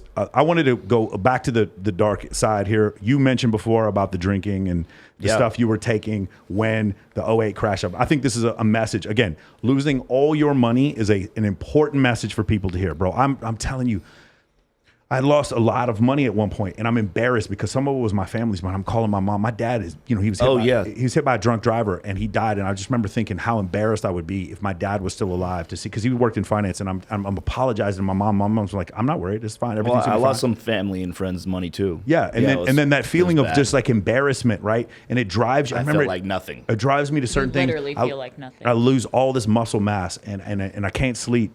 And can you talk about that, and then what you did to cope, and then eventually how you got out of that? Yeah, I mean, I just couldn't. I really couldn't take a look in the mirror. I just did not like what I saw. Yeah, and I was ashamed. And I wasn't an alcoholic, but I was a drunk. Yeah. I would drink every day practically, and a lot. And I'd still function and go to work and etc. And I had to take Valium or Xanax every night just to sleep. Because I could not get out of my own fucking head because I hated who I was and what I did. And it was deeper than losing all my money. But that was we call it in the legal business, the substantial contributing factor to my just psychosis and to me acting out horribly by behaving like that for years. I call it the lost decade because it was about 9 years of this during when I was, very wealthy and young to right before, like I said, right before I started doing these videos on social media. I remember I just had enough in 2015, and in 2015 I stopped drinking, I stopped taking pills, and I had to go to the doctor because they thought I was like early onset Parkinson's because my hands were shaking, and I was like, oh no, it's because of the the withdrawal from alcohol and pills. What does that feel like? I don't know what that feels like. I've never been drunk. I've never smoked. Never marijuana. in your life? I've never smoked marijuana. No, it's true. Yeah, Wow. go ahead. Wow. I mean, it was a horrible feeling. And so then, but it was, and it took about 9 months to really like clear my head. And Yeah. I played sports in college. I was always in good shape, and I just stopped all of it. And took about 6 weeks from like to be able to somewhat sleep and function and eat from the withdrawals. And then I got back in the gym, and it took about another 7-8 months after that to really the fog to clear. And then I realized what the fuck I was doing for 9 years, how I can't even believe anyone's around me. Yeah. If you would have met me, any of you guys. You were like you were hard to deal with as a person to have conversation. I had just, you would have liked, I say this to everyone, it's the truth. And I told Shannon this, I told Bella this. You would have liked me, but you would not hang out with me. Okay. You would have felt bad for me. You would have liked me, but like, I'm not fucking being around Jeremy. He's out of his mind. I would have hung out with you Tuesday at Omnia. Yes. At the very on the dance loud. floor table. Yes, okay. very loud. But that would be it. But you would have liked me, but like he doesn't get it. I feel bad for this guy because he's a good guy, but I cannot fuck with him whatsoever. Yeah. And as soon as that fog cleared, and I was waiting for all these years, feeling sorry for myself from when I got done with school and back into real estate. Like, it's just getting by. I'm doing better than everyone else, but I was dead inside too. So about 3 years of that, and I just finally had enough. And like I said, I got completely sober. I got back in shape, and the fog cleared literally psychologically. Like, I could think clear again. I was back, and I was like a different person again. I hadn't seen that person in like 9 years. And then shortly there, a few months afterwards, I came up with this idea, just like, I'm going to take my camera and my iPhone 6 at the time and do this one take, unedited walkthrough video. I'm going to talk in it. I'm going to be in it, and I'm going to be in the foreground, and the real estate's going to be in the background. And there was no like plan for this. I just fucking did it, and like it changed my whole life. Yeah.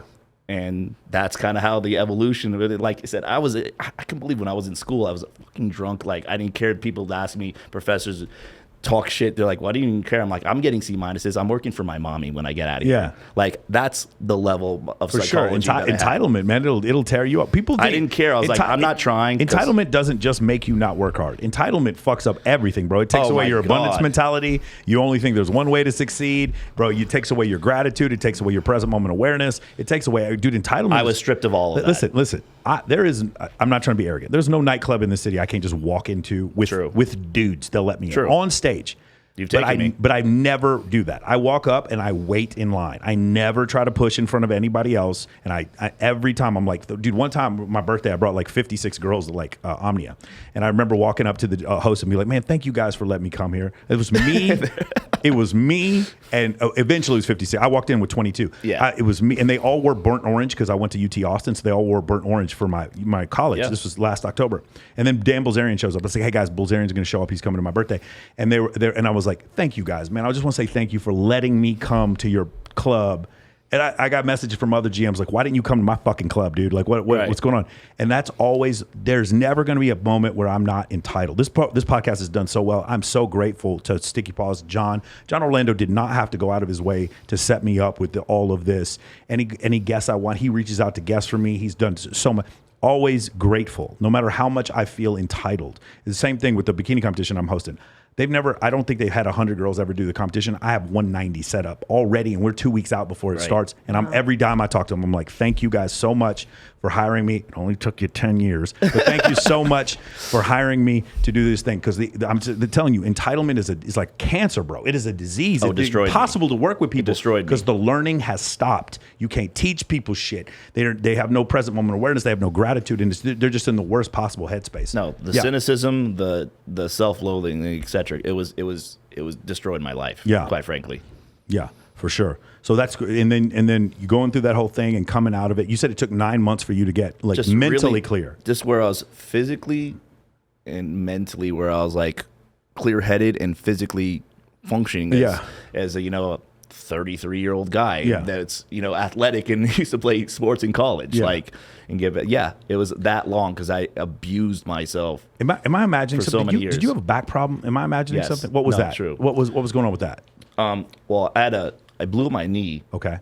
Playing sports in college, and then I had a surgery, the ACL, MCL, meniscus, and then I started favoring the other left side, and then I was still playing tennis, and then I blew out my back doing that because I favored the other side, and then and then car accidents in Vegas, and over the years, fucked my neck up severely, where I like literally couldn't function for so many years, and the accumulation of that, and I needed to rehab all that too. How did you deal with that? I didn't deal with it, like I said, alcohol. Okay, so this is back during the dark period.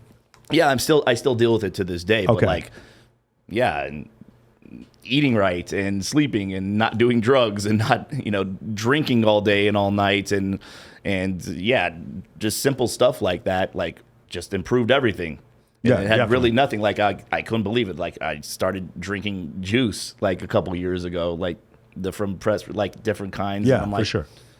I feel fucking way better. Yeah, like those little subtle things that I try to do, like invest in myself, which I never did. I was like, I will not invest in anything that's not an immediate gain, okay, here I'm gonna put this money on the blackjack, and either I'm going to get I put $100 in, I get $100 back, or I lose it all. I don't give a fuck. As soon as I started investing myself not even long term, short term, my whole life changed. My whole life changed, and my health improved as well. Yeah, dramatically. for sure. Change your mind. Have you guys ever seen somebody like, and I hate to say this, man, but you see them kind of get lose their way health-wise. They start getting overweight, but it changes the way they think. Yeah. It is almost like a plaque. And there's a book by Dr. Perlmutter called Grain Brain. It talks about how gluten creates plaque in the brain and actually hurts your ability to function cognitively. Have you ever seen, because I have some people, I've seen this, they start getting morbidly overweight and they start saying and doing crazy neurotic things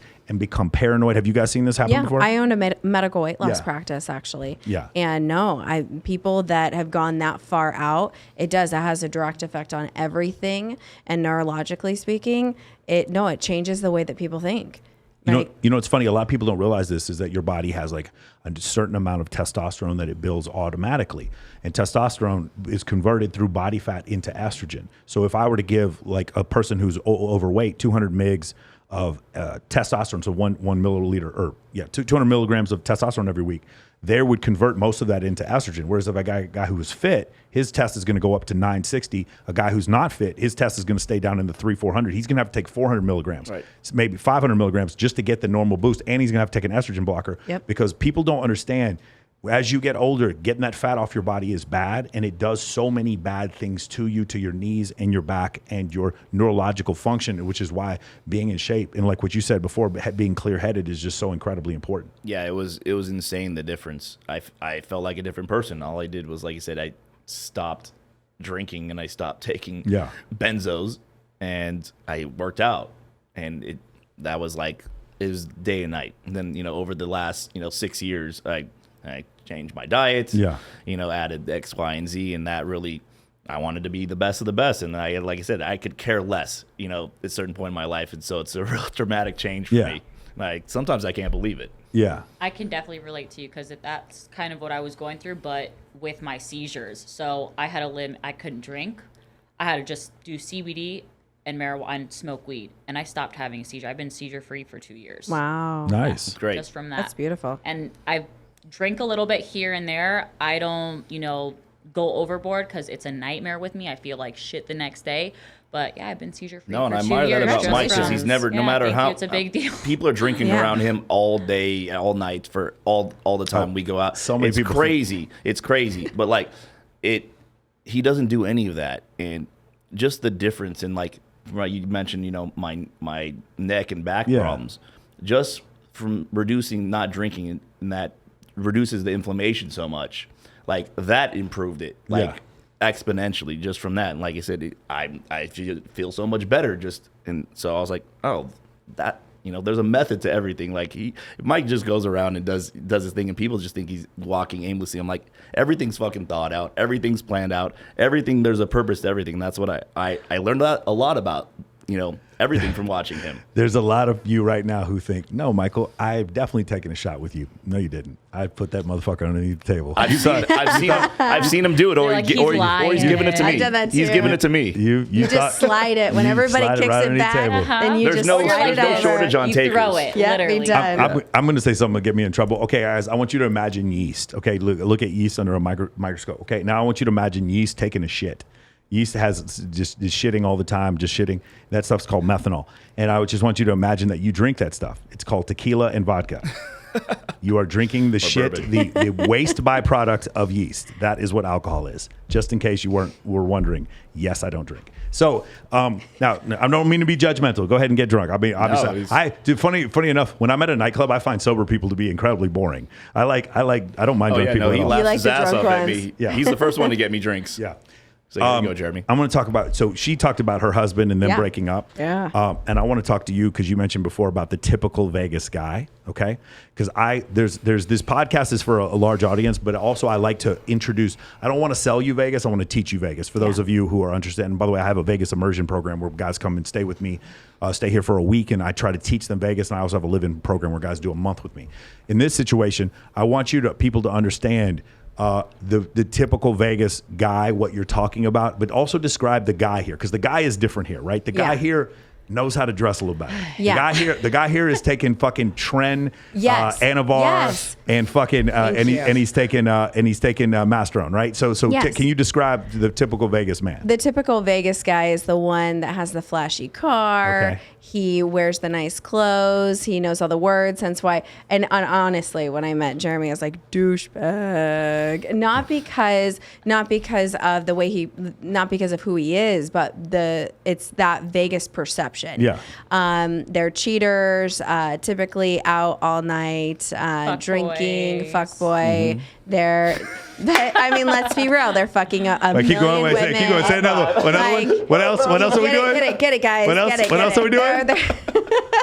Synchronize nothing. that shit. There's nothing good about it, and I found that a lot of guys that move here from out of state, they change. Yeah. I mean, over time, almost immediately, it's like I'm gonna get the Porsche, and then they end up on Tren. They end up because they got to get to the gym because they got to look good when I go to the pool. It's just stupid. It's to the point where you can tell what steroids they're on by how the way they act and the shape of their body. There's so much I want to say right now. Go ahead, let's do it. Let's talk about it. Fucking say it. Let's talk about Tren. it. So here we go. Let's have a discussion about Deka dick and Tren dick. Can you talk about that? Is there a difference? I was actually told at one point, and this is after the Tren was Trenbolone is the steroid that they're talking about. It's the one that they get bulls, correct? It's the one that Jay Cutler was on here warning about. Because, for instance, if you guys had let's say you had 5 months to go from normal to becoming a bodybuilder, life or death situation, this is the shit you would take. Yes. Your hair is going to fall out. You're going to get super fucking aggressive. You're going to have a lot of back acne, and your skin's going to be real fucking oily, and it's going to fuck you up. It's going to fuck up your liver and your kidneys,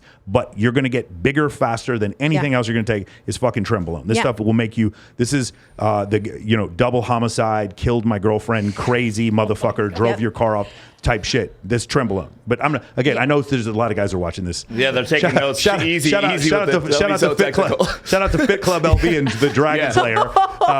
But shout out, I love those guys. But I don't mean to be everyone on trend. But some people, when you abuse this stuff will fucking make you go crazy. Go ahead. It does. And not only that, but it also stops.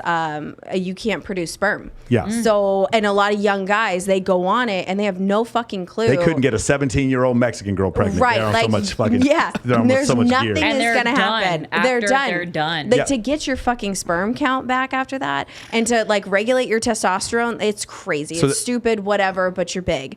My experience on it was there was a lot of aggression, and I was told after the trend had worn off was, we would have sex and there were certain times where I literally wanted to fucking rip you to shreds, and I was like, that's scary. Right. How did I not know? But there was definitely a difference, and it's a whole lifestyle. I competed as well as a bikini competitor. Yeah. My ex went pro in bodybuilding, and it's a whole lifestyle. But man, especially in this town, it seems like every guy is on something. Yeah. Because you gotta look amazing. To be real, I'm at a point in my life. Listen, I would rather you have a dad bod and be a good fucking human. And than have ripped 6-pack abs. I don't care about that shit. So you want to know the problem? What? Tell me. The problem is when you meet the dad bod, he hears the stories about how you were with the dude on trend, and that makes him actually no. That happened. True. That actually happened. No, that happened. But hold on. You know what guys don't want to hear? What? Well, I joke with my girlfriends. You know, we had to make a guy real happy. Here's what you do. Tell him, yeah, I used to have threesomes. It was so fun, but I'm not going to do that with you because you're my boyfriend. That's how you make a dude go take a gun, put it in his mouth. Get a rope in a chair. Yeah, seriously, girls do that all the time. There's it's different now. I don't do the wild, crazy I'm not sex into stuff. I'm not into that anymore. I don't want to have sex. I used to bring my girlfriends home and we'd fuck my boyfriend, but I don't do that anymore. That's how you want to make a guy real happy and feel good. Tell him that story. Tell him that Go story. ahead. But that actually did happen. So my ex was a pro bodybuilder. And then, I had that stench, you're single, ended up meeting a guy and professional, turns out he was a Vegas douche, by the way. Okay. I didn't know. But he actually did have a complex. You're right. He mentioned that at some point because I work out avidly. Yeah. I work out 6 days a week. I competed. But he said that to me. He goes, so are you okay with the fact that I'm not ripped? But so he did have a complex around that. And I never, and it never occurred to me that a guy would have an issue with that, because I didn't have a problem with it, but they're ripped. Hey, how about the girls who are filming with dudes on OF and then they break up with those dudes and start dating other guys? You think they have a complex before? Think about that. Think about the complex that happens with that. You know what I'm saying? But you made $120,000 off that video. It was great. You know what I'm saying? So that it's weird. It's this double-edged sword, right? There's all this money that you can make on the internet, but it is a kind of double-edged sword, right? So more about the Vegas. So the Vegas guy, you're right. They're in fantastic shape. They're a lot of them really good, because you don't get jobs here, right? Unless it's the same thing with the women. We can talk about the ladies too. Like we have 8,000 girls competing for 2 jobs at Encore Beach Club. So, and the rest of them end up becoming atmosphere models here. It's the city where the beliefs or the views about the expectations about beauty are jaded in this city compared to other places. Yeah. You talk more about that. So the guys are the trend guys. What else do you notice about these Vegas dudes? I think here's what I've noticed is that you can come here and make money in ways that you wouldn't make that kind of money anywhere else. Yes. And I think it gets to them. And I think it's a magnet for narcissists. So there's a lot. I think there's a higher number of those here in this town. And I don't know. I'm at the point where I'm like, are there any good ones here? I'm not sure. So this is a great segue here. So if you guys go back and watch episode 5, that's with me and Jamie Lynn. She's a therapist. And I know her. Yeah, and we She's talk about this specifically. So on average, about 4% of the U.S. population are sociopaths. About 5.9% have borderline personality disorder. And as far as narcissists, I believe it's somewhere in the 4 or 5%. All sociopaths are narcissists. Not everyone with borderline have narcissism, and some people just have narcissistic personality disorder.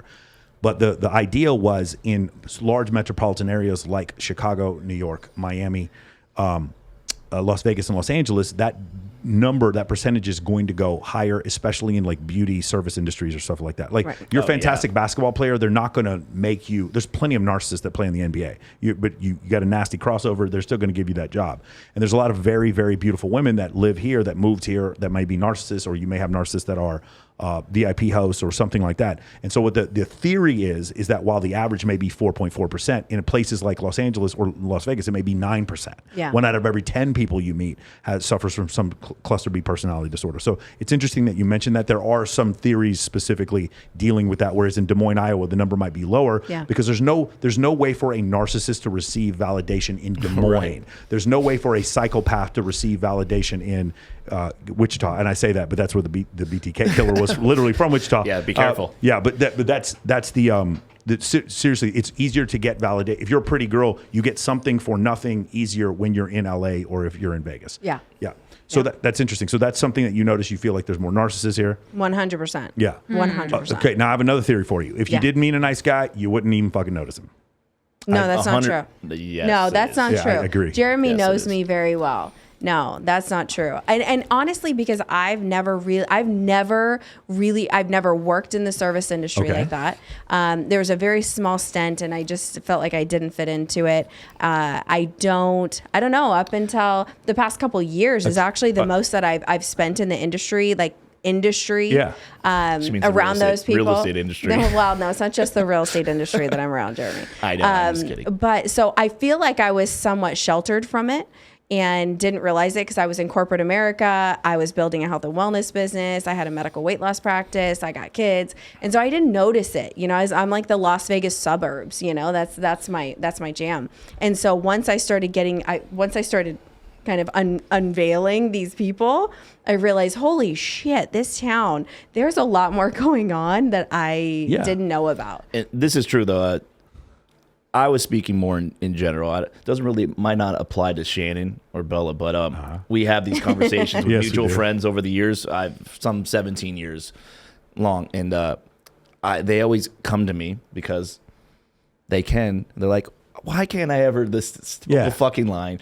I can never find a nice guy that's not going to cheat on me, this and that. I'm like, because you wouldn't give a normal, like Jeremy set me up with your. The term is pretty prison. That's what Kevin Samuels came up with. You're in pretty prison. They're like, Yeah, and they're like, Jeremy, why don't you set me up one of your real estate broker friends? I know a lot of lawyers. You'd be so goddamn bored. Yeah, a lot of lawyers and doctors. So goddamn bored. Yeah, no, and I tell them, I'm like, you would not give these motherfuckers the time of day. It's true. They're like, and you complain about this guy being this rich guy that's good looking and that has all this money that cheats on you all the time, but like you will never give my friend, I'm not going to introduce you, you're just going to make him cry himself to sleep every night because you will not give him the time of day. He'll fall in love, and then you're like, whatever, and discard him. Shannon, if you don't understand what we're talking about, do yourself a favor.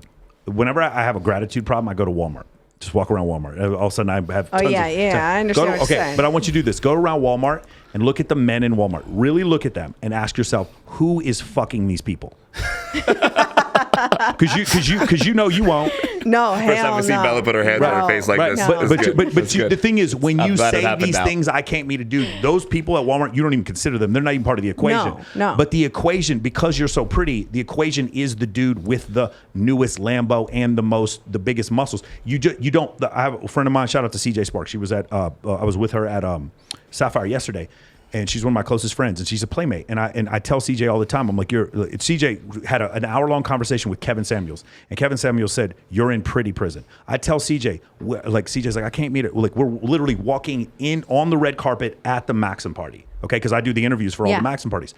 We're walking on there, and CJ's like, I can't meet a good guy. And I'm like, CJ, we're on the fucking red carpet at the Maxim party. There's no good guy who can get here. The good guys, Right. I'm with CJ at the Playboy Mansion. CJ, the good guys aren't paying $1,500 to come to the Playboy Mansion. They're working Doctors Without Borders in Namibia, saving people's lives. You're never going to meet them. And more importantly, you wouldn't give them the time of day. No shit, bro. Whenever I introduce you to them, you wouldn't give them the time. And you're so sure you would not. Attraction is not a choice. You can't make yourself like a dude who wouldn't cheat on you. Here's the last thing, right? The problem is this. The problem is a man is as faithful as his options, like what Chris Rock said. No matter what you say about the dad bod, there's a certain level of status you need to get yourself going from a neurological and physiological level with the man. And if that man has enough of that going, other women are looking at him. That's going to be the problem. There's no way you want such a beta cuck that he's not going to like. We've had this conversation. The problem isn't. By the way, I tell dudes all the time that don't ever cheat on your girl, because if you cheat, you're lying. And I don't. In my program, we do not lie, cheat, or steal, nor do we tolerate anyone who does. That's from the U.S. Military Code of Conduct, and that's in the Men of Action program. Don't cheat. But if your girl thinks you can't cheat because you're not attractive enough, she will leave you. And the word she's going to say is, "We grew apart." That's what she's going to say. Yeah. If she thinks you can't get another girl, but that's the problem, because now you can get another girl. Let me tell you something. We've had these conversations so many times. Shout out to Harold Little if he's watching this. Harold Little and I went to junior high together. Harold Little was the first guy in my high school to dunk a basketball. Motherfucker, when we walked outside and he dunked a basketball, everybody stopped what they were doing and saw the 13-year-old kid punching on a rim, on a 10-foot rim, and we were like, oh, fuck, he's dunking a basketball. What do you think he did after he dunked the basketball, Shannon, the first time? What do you think he did? Went straight to the girls? No, I don't know. He kept dunking that motherfucker for an hour. And the next day he kept dunking it. And every day it was like, well, let's go outside, let's watch him dunk. Guess what happens the first time a dude dates a playmate? What do you think he's going to do after that, Shannon? He's going to go after the playmates. He's got a new superpower. Yeah. And that's essentially what happens. That's the danger. But those are the ones that you're going to meet, because we're at the new swanky fitness club, or we're on stage at Zook. That's who we're going to end up meeting. And if you don't think we're right, and you just think that all I've just lost all hope. No, you don't have all hope. It's just, I just fucking lost all hope. It's just right there. It just has to be a bit of a paradigm shift for you. Yeah. Because I'm gonna tell you something. When you go on the dudes who I know who are so good on the first date, you know why they're so good on the first date? They've been on a lot, because they keep getting fired. The guy. It's like all I got is that one date. It's the guy. It's the guy. One time. The guy who's really good at the job interview. And you know why he's good at job interview? Because he keeps getting fired, and he keeps going to job interviews. The guy who's good on the first date, he's good because he keeps going on first dates. If I introduce you to this dude and he's like nervous, he's fumbling, he's like, I don't really know what to order here at Mastro's. I've never been here before, and he's fumbling. He's a divorcee. Yeah, he never cheated on his wife. The motherfucker makes $350 a year as a neurosurgeon, but he just doesn't know how to talk to you. He's never been on Seeking Arrangement. He doesn't even know how to use Tinder. The motherfucker doesn't know how to do any of this stuff, and he all he wants is a woman to just like share his life with and spoil the shit out of her. And he's fumbling and he's nervous, and he's the greatest guy you ever met. And you come back to your girlfriends and you're like, yeah, he was just kind of weird. I just wasn't really feeling it. And then you go fuck your toxic ex that night right after your date. I've seen it happen so many fucking times. For sure. You can't tell me it's not real. It is real. That's for sure. And I've you seen didn't it. give, and that perfect dude for you, you didn't give him a chance. You didn't give him a chance because he wasn't exciting enough. So I'm telling you, it's a situation. Like I have for me, it's a body type. There's a body type where I just literally can't say no to, and it's a problem. I've had in my 40s, I've had to stop and say, "Oh, that girl's got that body type. I got to stop. I got to stop because I'm saying shit and I'm believing words that are coming out of her mouth that are probably bullshit. I need to stop this shit right now." But I don't care. But I know it, and I don't care. Rule number 1. We don't listen to the words. Like that, she's saying things, and man, she's got that 800 cc high profile boob job. Fuck, I can't. But it goes back to what you've been talking about with me, and what you talk about for years. Yeah, the evolutionary psychology. Yeah, men and women, they stop bullshitting. Like my ex used to say it. She'd be like, "Oh, all these women want you." I'm like, if no woman wanted me, wouldn't give me the fucking time of day. It's the truth. You wouldn't give me the time of day. If I was the best, if you were the best I could do, and no one else wanted me, you would not fuck with me whatsoever. You wouldn't go to Sizzler with me. Same thing with. I've told her this. I haven't talked about it with Bella yet, but it's the truth. If you're with a man or a woman that isn't attractive to other men or women, you would not be with them. Like, it's a fact. There's an algorithm. The term is it's actually Sheryl Sandberg who came up with this. She was the CFO over at Facebook. Hypergamy. The term is it's basically the highest status male that a woman can get. But it's actually I have a different definition. It's the highest status male a woman can't get. Right, that's the way it works, right? So she'll marry the accountant and fuck the bartender who's never going to settle down with her. Right. So in the situation with hypergamy, like it's one of these situations like, and I know you don't cognitively do this, Bella, you don't cognitively do this, Shannon, but every time a dude asks you out, there is a part of your brain that is based in 300,000 years of Homo sapien evolution and 3 million years of hominid evolution that basically states, am I the best he can do? If I'm the best he can do, I'm not going to say yes. But if the dude talks to you and you realize he could probably talk to other girls that look like me, you're probably going to say yes. True. And show up. That's essentially what happens. And it's not a cognitive thing. It isn't, because the problem is you guys are not getting asked out by the dudes in Walmart. That's 90% of shop there. Yeah, but 90% of men are the dudes in Walmart. 90% of the men are the dudes at the truck stop. That is 90% of men. 90% of men are not the former Thunder from Down Under male stripper who works at Marquee. That is not 90% of men. Right. Okay? And that's where women get confused because they think all men are like that and they're like, men are all whores. No, most men, 26% of men have had 0 sexual partners in the last year. Something like 31% of men had see how you're saying what? 31% of men have had 0 sexual partners from the time they're 18 to the time they're 30. 0 sexual partners. Yes. Wait, what percentage? Repeat that for me. 26% of men have 0 sexual partners in the last year. 26. Well, and that the 18 to 30. So they're not counting 18 because obviously, like in some states, it's not legal. But from their survey from the time they're 18 to 30, 0 sexual partners. It's like over 26. It's like 27, 28, 29% of men. That makes me sad. It makes you sad, but if it makes you sad, go to Walmart. Walk around and then tell me. You gotta be more charitable, ladies. Tell me who's fucking those men, and you'll see nobody is. And then when you say there are no good men, these men are all trash. You're talking about just the dudes the 10% that you see at the club. The super good looking host that you met walking into Tao Beach. Those are the guys that you're talking about. Yeah. Okay. And it's a jaded view of the world because that's not how the world really is. Those are the only guys giving you a chance because they know what they're doing. And what you will find out, and in every society throughout history, it's like 20% of men having sex with 80% of the women. That is essentially what ends up happening. Men generally will date at their own level and below, and women will date at their level and above. That's generally how it works, right? And so that's where the confusion comes. I was going to ask you something about the whole situation. Have you had, since you've been divorced and lived here, have you had interactions with Vegas men? What has your interactions been like? I have. Here we go. Let's do this shit. Fuckboys. Yeah. Okay, so what is a fuckboy to you? Not even fuckboys, but a lot of them are like, I'm so damaged by my ex. I'm like, so was I. Yeah. What? Hey, you want me to feel bad fellas, for you? ready? Let me look at the camera. Feel bad for you. Can we zoom in here real quick? Zoom in. Listen to me, all right, fellas. Women do not care about your feelings. Yeah. Zoom in. Yeah, one more time. Okay, listen to me. Oh my God, this is great. Women do not, I don't care how much they ask you about it. Women do not care about your feelings. Not at all. They do not think that because their vaginas don't get wet because your ex cheated on you. They do not fucking care about, stop qualifying yourself. They do not care about your feelings. So stop going overboard with that. It's not, unfortunately, and I'm gonna tell you this, as a man, you are going to be judged on your performance for the rest of your life. Women too are judged on their performance. Like I had 2 female squadron commanders when I was in the Air Force. They're judged on their performance also. But women can also be judged on their physical appearance, whereas men, to a certain extent, unless you're a model or a male stripper, you're not gonna be judged on your physical appearance as much. You're gonna be judged on your performance for the rest of your life. This is the reason why 56% of the marriages in this country end in divorce, and 80% of those divorces are initiated by women. That's the reason why, okay? Because we as men have to continue to perform. We get fat, we lose our job, and then all of a sudden we grew apart. That's essentially what women tell their friends, because it's hard. It's very difficult. I do not believe in unconditional love. I don't think it exists. That's just my opinion. Anyway, go ahead. Go back to what you were saying about dealing. By the way, fuckboys, can you define what you think a fuckboy is? What's a fuckboy to Bella Ferrari?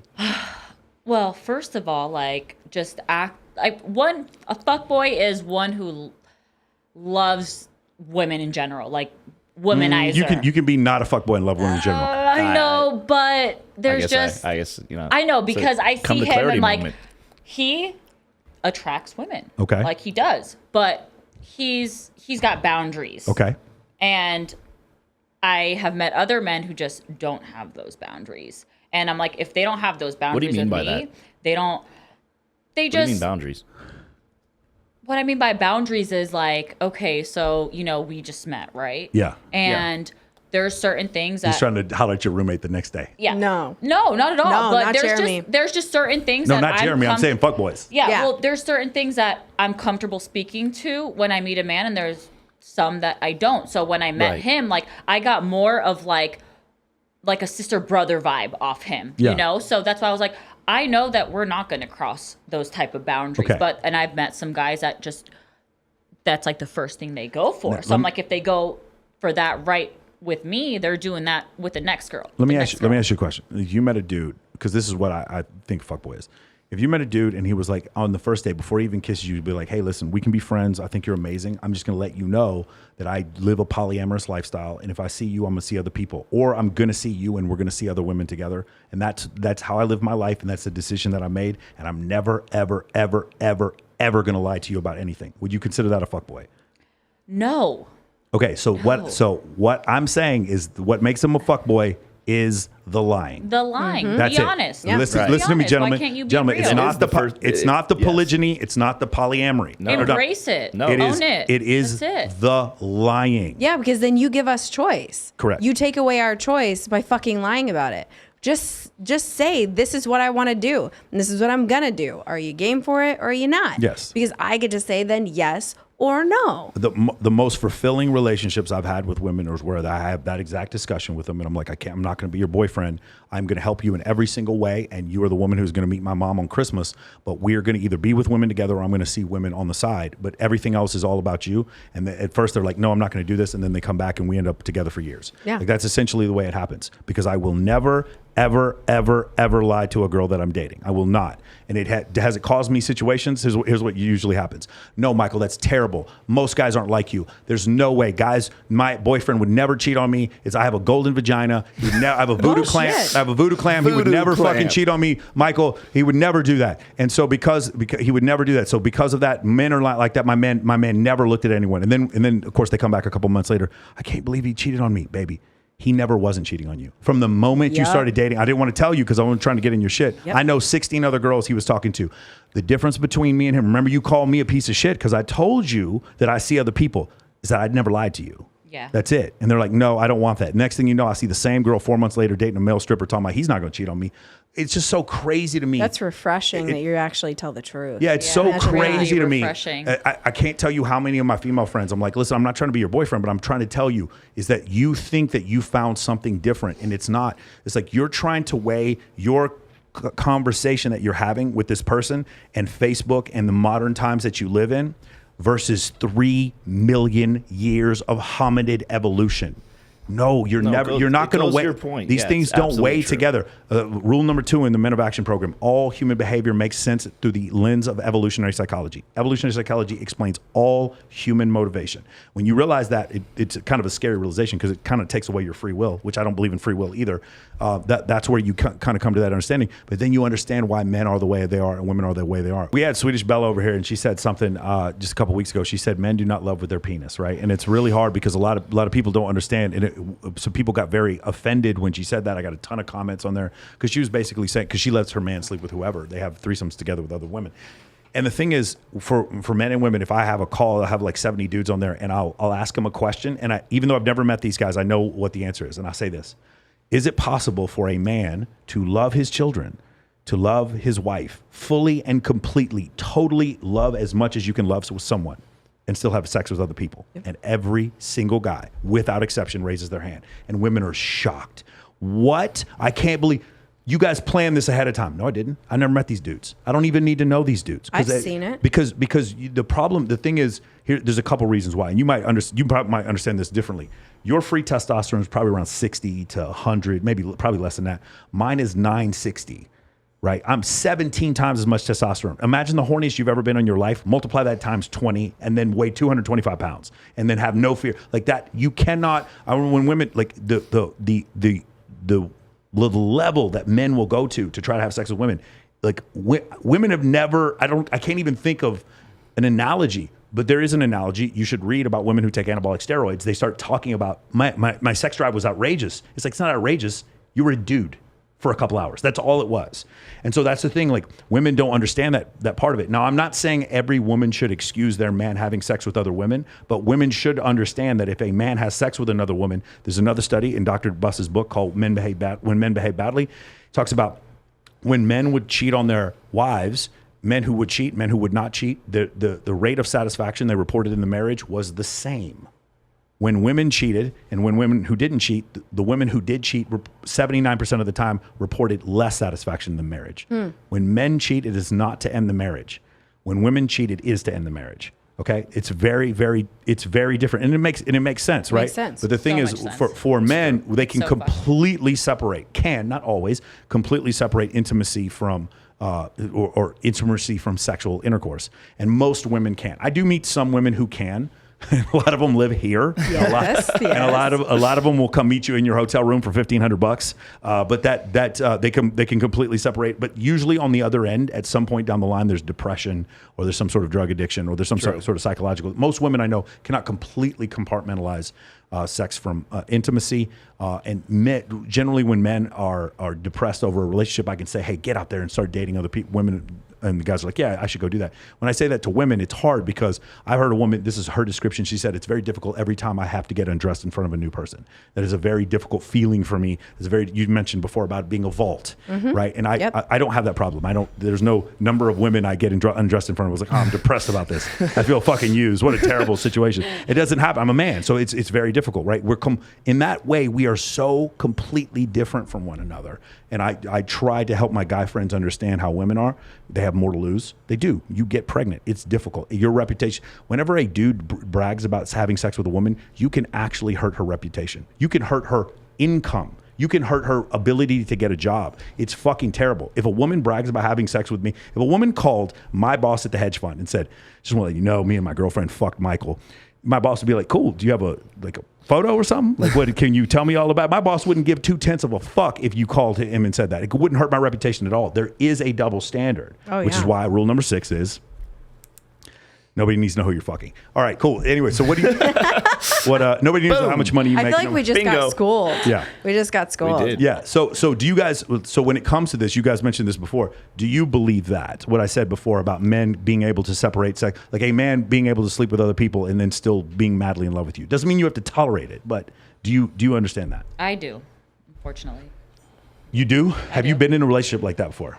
In the beginning of my marriage, we were in that fitness industry. Yeah. I'm not the only one, with abs and a bubble butt. Yeah. Walking around competing. We're all in that industry. We're all dolled up in beautiful suits. It's so hard not to. So, and he was 11 years older than me too. Yeah. So I wasn't born yesterday, so I know what that came with. And he was also a charmer. So, you know, it was difficult. And I saw that, you know, he still was for me, but also. So you tolerated him being with other women behind your back. He didn't tell you about it. He wasn't being when he was with me. So like we first started dating and I wasn't also sure about him. Okay. So we did long distance and I know that's what he was doing. Yeah. I'm not stupid.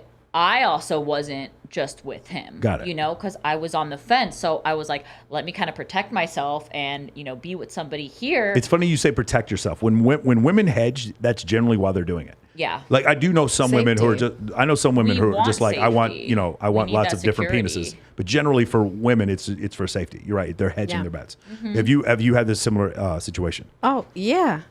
Yeah. So, God. So I've never actually spoken about this publicly, just to be clear. I know. I'm trying to like. I know. I've never spoken about it publicly. Actually, very few people actually know my true story, especially when it comes to my 2 long-term relationships. But one of them did cheat on me. And it wasn't like he was meeting women and like going out and fucking them or dating another woman. That wasn't it. It was like straight up, here's $1,500. Damn. Okay. Okay. I've seen this happen before. It was like that. And when I finally found out, you know, I asked him, I'm like, what, like, I don't understand. Like, what, we had this pact. Like, if you wanted to do that, or I wanted to do that, or we wanted out, just say it. Like, don't do that. Don't lie. Right. Like what you were talking about. Don't fucking lie to me. Cause it took away my choice. It took away your agency. Yes. It took away so much. And I just remember him saying, but there was no emotion. I wasn't emotionally attached. He's probably telling the truth. And I knew that was true. I know him. Yeah. We're still really close. And I know what caused that and what created it and like the whole male. Like I understand that. I understand the human, you know, the body, whatever. But it was really interesting because you're absolutely right. You're spot on. Men can. I've seen it so many times. I have close friends that I watch that are men that they're in loving, you know, marriages and children and they're happy and all that, but they still go over and they're playing on the other side. Yeah. And there's just no attachment to it. Me as a woman, I'm evolved because of safety and I don't want to be fucked over again. And like, I have an emotional attachment to anybody that I choose to have sex with. Of course. That's it. And I know that. It's just a difference in male versus female. So you don't have, I know that shit. I've been down that road. And so now you would want a traditional monogamy. I don't know. I don't know. Interesting. It's not a hard no to me. I have a female friend, and her husband cheated on her, and they were bringing women home, and I'm like, is this motherfucker stupid? She is so beautiful, by the way. And I'm like, is this guy, like, is he blind? I remember just thinking, like, because, you know, people cheat, whatever, the love runs out and you move on. I was like, you were bringing this woman, this guy will never be with someone as hot as her, ever, ever. And she was aggressively bringing women home to him, and he cheated. Bro, exactly what I'm saying. Why I'm like, would you do what? that? I'm going to play this for her. I'm going to play this clip for her. She's going to laugh. I'm like, are you out of your mind? It was like so crazy to me. But yeah, that's essentially what happens. Yeah. And, you know, like you're saying, now, you know, why do you think he did? I know the answer. Why do you think he did what he did? He lied even though you had a pact. Why do you think he lied? You know, obviously like his upbringing was like masturbation is evil. Yeah. You're not allowed to be sexual, even though we're sexual beings. Okay. Like you're not allowed to do those things. And I think, you know, and at the time we were really young and oh God. Okay. So yeah. So there's a lot of life. We're just too young for it. Mm-hmm. He just wasn't ready for it all. And, you know, and like, I don't fault the guy. I don't. In the moment, it was hard as shit for me. Like, cause especially at my age, everything that I had to go through. But I don't fault him. I understand why he did what he did. Okay. I don't know how else to explain there's a piece you're missing. I think you know this, but you might be saying this. Okay. The reason why, because you said he could have had a conversation with you about doing this, yes. right? Probably not paying for hookers, but you know what I'm saying, right? I'm going to go see some other girl. The reason why he didn't do it, I'm going to be as plain, please excuse my language here. He doesn't want other penises going inside of you. And you get the right to do that as soon as he tells you that. What the most fear, this is the typical strategy that men use a lot of, especially a higher status, better looking, richer men. You and I are now in a relationship. Yeah. And we are not sleeping with other people. We're in a monogamous relationship, which means no other penises go inside of you, and I don't have sex with any other women. Then you go to work, and then I go fuck other women. That is the general equilibrium that a lot of men look for. Because with them having sex with other women, while that is a huge benefit, you having sex with other men is such a detriment. It is undescribable. In fact, why? 88% of murders historically are men killing other men over women. Okay, so literally, there is nothing. Again, we go back to the thing like how horny dudes get because their testosterone is 17 times what yours is. Yeah. The rage that they feel if a man has sex with their girl is something indescribable. So indescribable, I can attribute millions of murders to it. Okay, so that's essentially what happens. And there's so interesting. Millions. So It's I'm like, so interesting. Probably billions. So I'm gonna recommend Why Women Have Sex by David Buss and Cindy Meston, The Evolution of Desire by Dr. David Buss, The Murderer Next Door by Dr. David Buss, The Sociopath Next Door by Dr. Martha Stout, and Why Beautiful People Have More Daughters by Satoshi Kanazawa. Those books are all about evolutionary psychology, which is the number one thing that the show is about. So that's the reason why. Like you can't there's nothing in the world that is more threatening to him. Remember, we're just cave people. Stop thinking that Facebook is how the world. You are much closer to your ancestor 50,000 years ago than you think. Yeah. Right? You could still have a child with a male 50,000 years ago because you still have the same 46 alleles and 26 chromosomes, 23 chromosomes, 46 alleles. You said you could still. We haven't bifurcated as a species. You have to go back 300,000 years before that happens. Now, when you realize that situation, then you understand that this is the reason why men act the way they do and women act the way they do because of a pre-Plasticine survival. Remember, there's maybe fewer than 100,000 Homo sapiens on the planet, and everything we do is based on survival, and everything we do that isn't based on survival. So the Homo sapiens that did not have a fear of heights, guess where they ended up? Dead. They didn't have any children. The Homo sapiens that wanted to eat poop, guess what happened to them? They're dead. They didn't end up procreating. The Homo sapiens that wanted to mate with unsymmetrical looking faces and overweight people, guess what happened to them? Dead, because they couldn't carry children to term. They didn't have healthy children. Yeah. The Homo sapien females that always went after the alpha males over and over again, they had healthy children who lived longest, and there are our ancestors. Make sense? Yeah. The Homo sapien males that continually had sex with as many women as they can, as many fertile women as they can, those are our ancestors. So those survival traits got passed on. They were the only things that were passed on. So it is not survival of the fittest. Charles Darwin never said the term survival of the fittest. It is the survival of the fit enough to survive.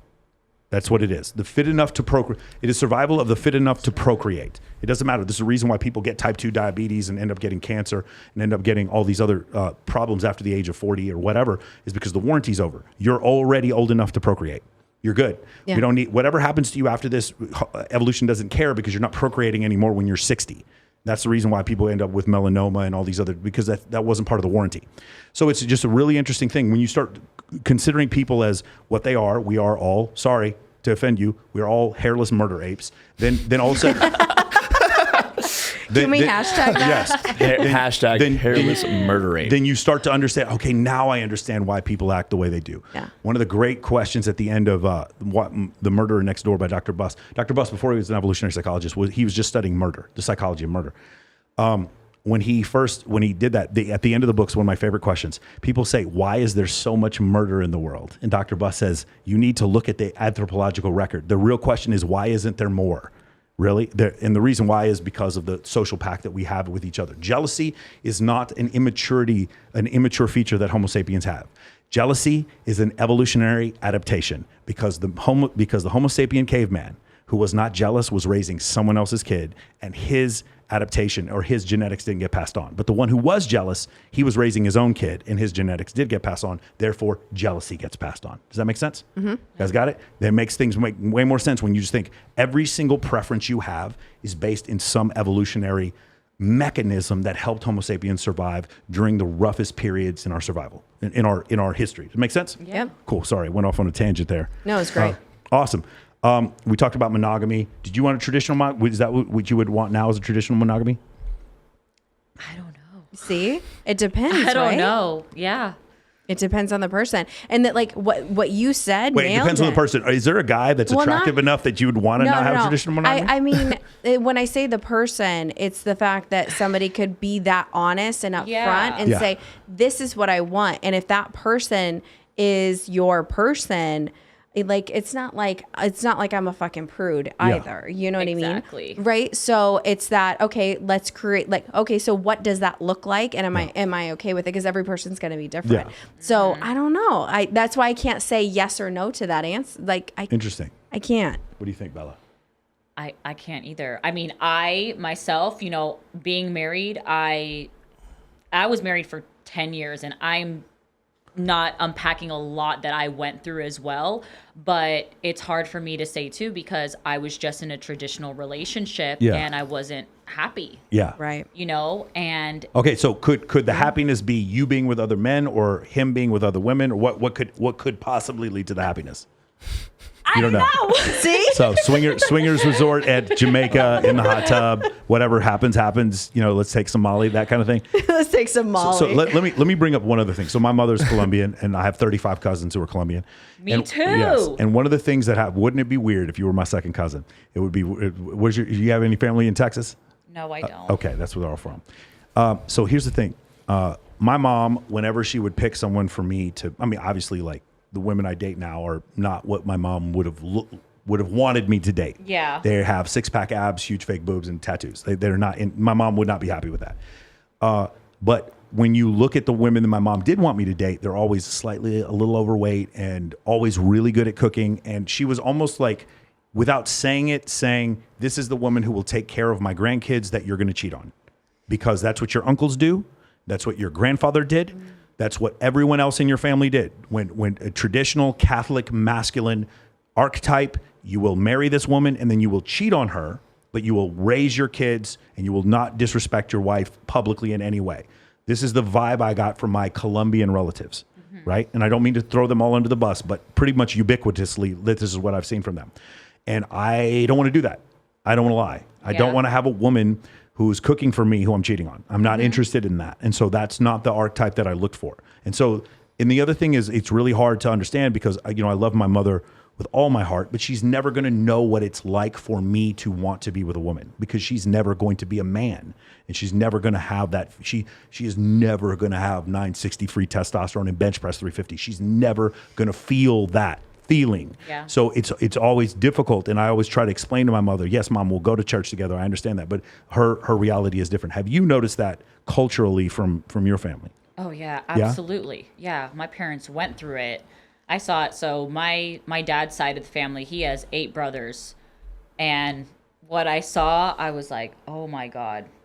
Really? Like, and you would think that they're living this happy, beautiful life. And then there's a whole other side that you're like, what the actual fuck? Right. And it's what they're doing. They're leaving their wife at home and they're going out. Damn. You remember on The Sopranos Friday? Well, it happened to me. Remember in Sopranos Friday nights was for the Gumas? Friday nights they go to the same restaurant. Thing. They're the same restaurant, but the owner of the restaurant knows Friday nights is for the Gumas. So all the capos would show up with their girlfriends. And they would not, the Friday nights were for the wives knew that. And they would just be like, okay, well, Friday nights are for the girlfriends. Well, at least the wives knew that. Right. Like, that was my experience, is you didn't give me a choice. We didn't talk about this. Like, you should just tell me. Yeah, for sure. Tell me what you want. And if that's what you want, then let's make a decision. Let me make a decision. You make a decision. If we both say yes, then we'll figure that shit out. But otherwise, I think that's the problem, is most guys think that we're going to be automatically turned off. You asked that question, we automatically both went, I don't know. Yeah. Because it's not completely closed off. It's, let's talk about it. It depends on the person and the situation and what we want moving forward. Like, listen, I'm not my parents. I love my parents dearly. They've been married forever. Yeah. And there's nothing's going to happen there, and that's what they wanted. And I'm not my parents. I'm not. And this is a different generation. So have a fucking conversation with us. Yes. That's it. Beautiful. Amen. All right, Jeremy, you have had some adventures dating in Las Vegas. Some adventures. I've never heard them laugh so hard in this whole podcast, and you're hilarious. Yeah, so to say it lightly, you've had some adventures. I remember you know who one of my best friends is, and she had an altercation with your girlfriend one time. Oh no. Yes, that's a wild story. Yeah. Can you talk about what your interactions have been from the other side of this whole thing? I mean, what you're speaking about from like, I was married for 7 years. I didn't know this. Yeah. Okay. So from 25 to 32, I was married. And the truth of it is I was looking at other women. I wanted other shocking. women. Yeah, I know. I wanted other women while I was married. Yeah. And so I was like, I need to find someone there. I don't want that, where I don't want to be like, I want to fuck her. I want to fuck her. I want to, like, what's the point of being married? That's one of the reasons, not actually the main reason, but one of the reasons why I got divorced. I was like, I don't want to have a wife. I don't want to cheat on my wife. Yeah. What's the point of having a wife? That's not cool. We're supposed to be kind of, together, and it's a partnership things. And yeah, I didn't want that feeling, but I was going forward in like dating. Yeah, I mean, I don't really know how to say it. I mean, I've told them, all my female friends, this, and it's just the truth. It's like, I'm a man, not a saint. Like, you gotta. That's your line right there. It is. It's so hard. It is like, what do you want from? Like, I'm trying my, But it's a good line. I'm trying my best. You're being honest. Yeah, that is the difference, and it's what you do. And it's like, I'm like, the difference in my industry and in general is that men will just fucking bullshit women to get what they want. Yeah.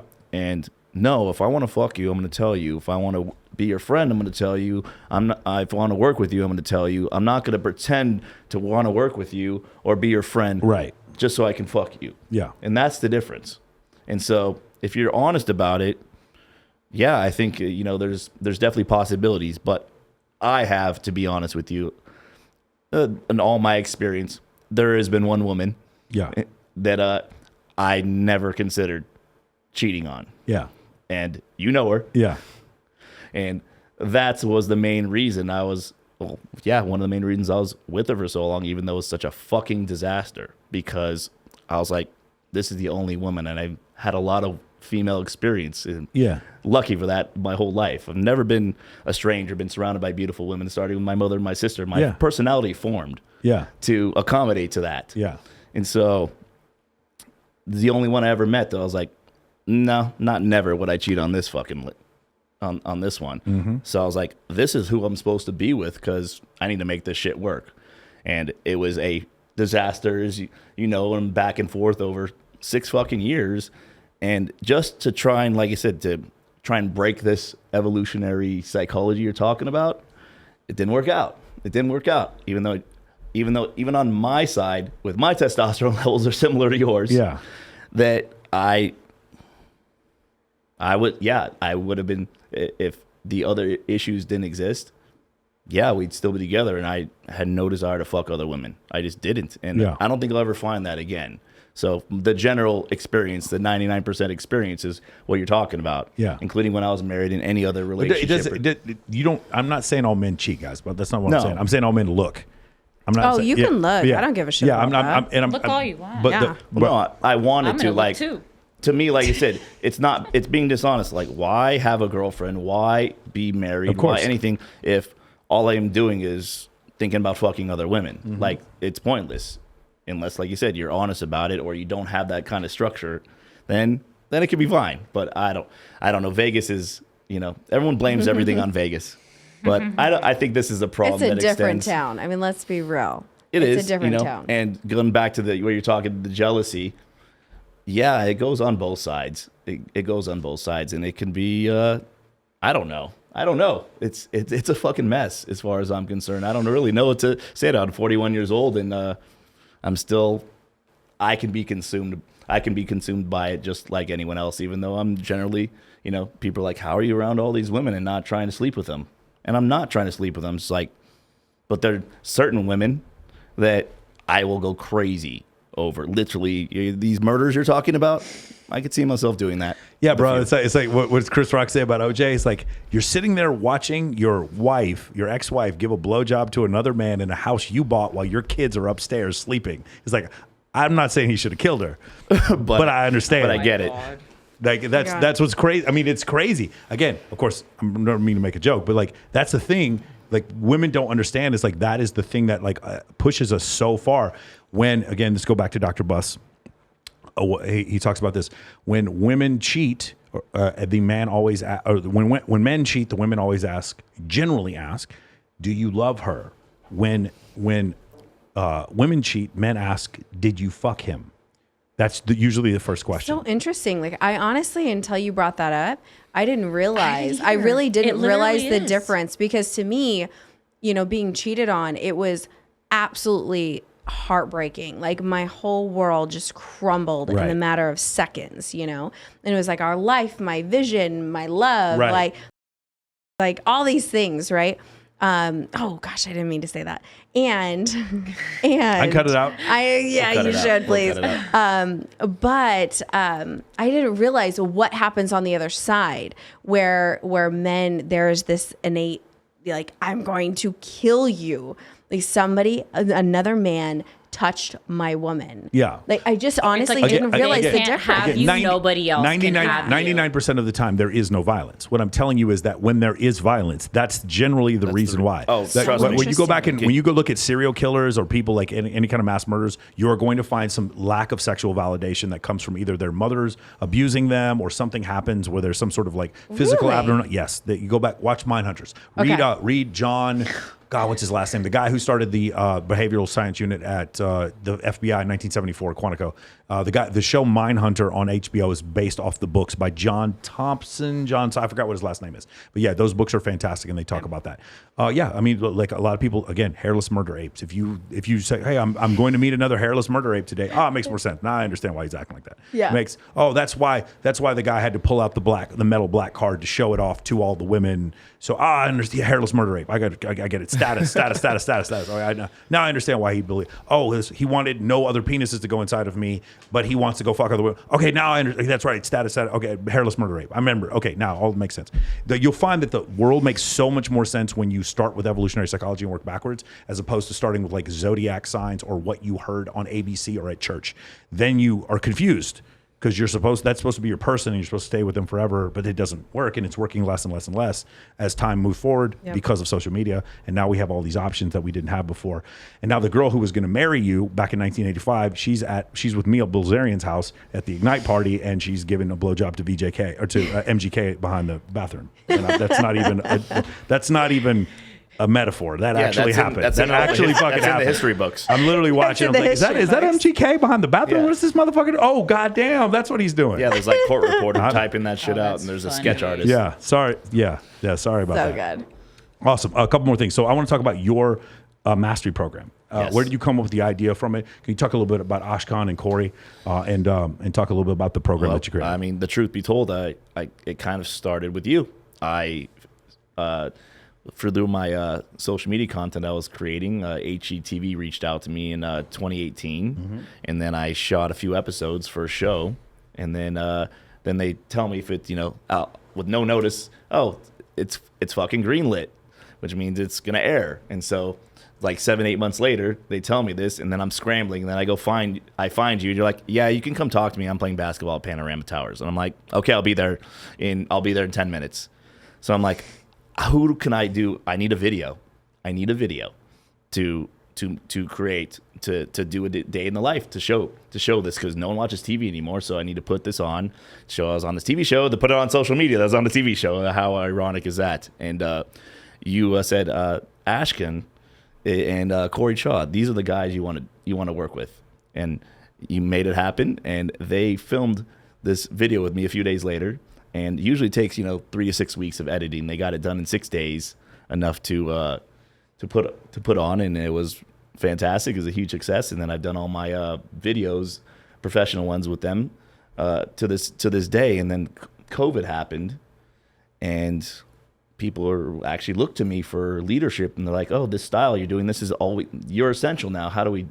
We need to do this. You need to get. So I got back out there, and everyone else is locked up in the house. You mean realtors were essential workers during COVID? No, my style of marketing and branding became essential. It was optional before that. Yeah.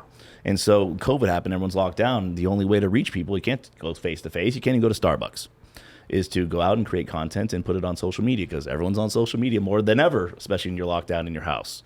And so I was like, now is my opportunity to really showcase this, because it should be more essential when this pandemic breaks. This is what the gold standard should be for all realtors and all really business owners, in my opinion. And so I got with Ashken and said, I want to make a course, and can you help me do that? Because I don't know what the fuck I'm doing. Yeah. And we created almost a 5-hour online video training course, and I talked to you about it for advice, and so did Ashken, to talk to Koru's involved, and we shot it, and then I just put it out there and started speaking about it and saying this is what needs to be done. This is how you need to you need to network and market and sell yourself and stop selling real estate or whatever business it is. And it caught fire. It caught fire. Did you use any paid traffic? When did you Facebook or Instagram ads for your program? No. It's all organic. All organic. I did do paid traffic to get people to when we could meet. So Okay, I could speak about it. The seminars you paid traffic. Yes, okay. I did, to get that information out there so people can decide if the real estate professionals. That's like the golden goose. If you can get paid traffic to work, like people are so interested in that. Yeah. Yeah. So I did do that, and it did work to get people in the rooms to hear about, so I could tell them about what I created and how it could change their careers and really revolutionize everything, where they became the brand and the lead and didn't have to rely on all these external sources or rely on their broker, their brokerage, their team leader, anyone, where they had complete independence, and it was their essence that would go with them anywhere they went. And I wanted to teach people, business owners, to do that, because I really believe in it. And that's how it kind of came about. And now enough people have heard about it and come to see me speak, and Ashken as well, that it's we're probably hitting the road and going national with this summer, and excited about it. But the future is now, and now is the time to really, for my industry and really any business owner industry, in my opinion, to really take charge and control of their own destiny. And it's work, because you have to put the work in and create their own essence. Put your own essence out there, and it's scary, but you can't put a price on as far as I'm concerned. I don't make the most money, yet of any, broker in the city, but I have the most power, because no one can take that away from me. Yeah. I don't reach out to anyone. I put my content out there, and people reach out to me. And there's crazy power in that. When I realized that was in 2018, I was about 2 years into this, and I was at the Vaughn's Pharmacy, standing in line to get a prescription.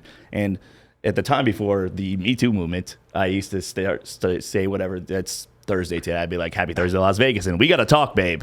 In every video, in every fucking video I did, I was in it to win it. So I was like, we got to talk, babe, in every video. So these two people, they're grown adults, a man and a woman, like about 40 feet away in the meat section they saw me standing in line, and they're like, hey, we got to talk, babe, yelling at the top of their fucking lungs in the supermarket. Yeah. And I was like, what the fuck is going on here? Yeah. I'm like, am I about to be murdered? Did I sleep with his girlfriend? So, and he found me. And so they come up to me, and they sang my praises and flattered me, and they acted like we never talked, we never knew each other, we never exchanged any words on social media. And I connected with them because of this video content and me speaking and putting my essence out there, and it was that powerful. They acted like we were best friends, and they flattered me so much, and I use this line to this day with people. It happens all the time now. Thankfully, I was like, my ex-wife never spoke to me so nice, and everyone starts laughing, but it's true. It's fucking true. My ex-wife never spoke to me such a way. My ex-wife, he didn't talk to me like that. No, she's not. My ex-wife. She never said no nice things. Not my ex-wife, not my ex-girlfriend, none of them. You're so nice. And these strangers, hey. It's happening. They all laugh, and it's an icebreaker, but it's true. And the strangers would, treated me better than people I married or in relationship and lived with. Man. Yeah, it's crazy. And I was like, there's power in this. And then I got a glimpse of what it was really like, because I'm not there yet. I hope maybe I will, maybe I won't. But what it's like when like a movie star or an athlete or a musician, they see you on stage and feel like they know you, and they're close to you, and it's weird. It was fucking bizarre. They feel like they know you part is really weird, man, because they'll write me some message that I didn't read on IG, and they'll be like, yeah, man, I'm the one who told you about Sally cheating on me. And I'm like, bro, yeah. And then they think that I know what they're talking about. And I have no idea what they're talking about. Yep. And they'll talk to me for a while. I'm like, well, why don't you get on the website and then come to join the program?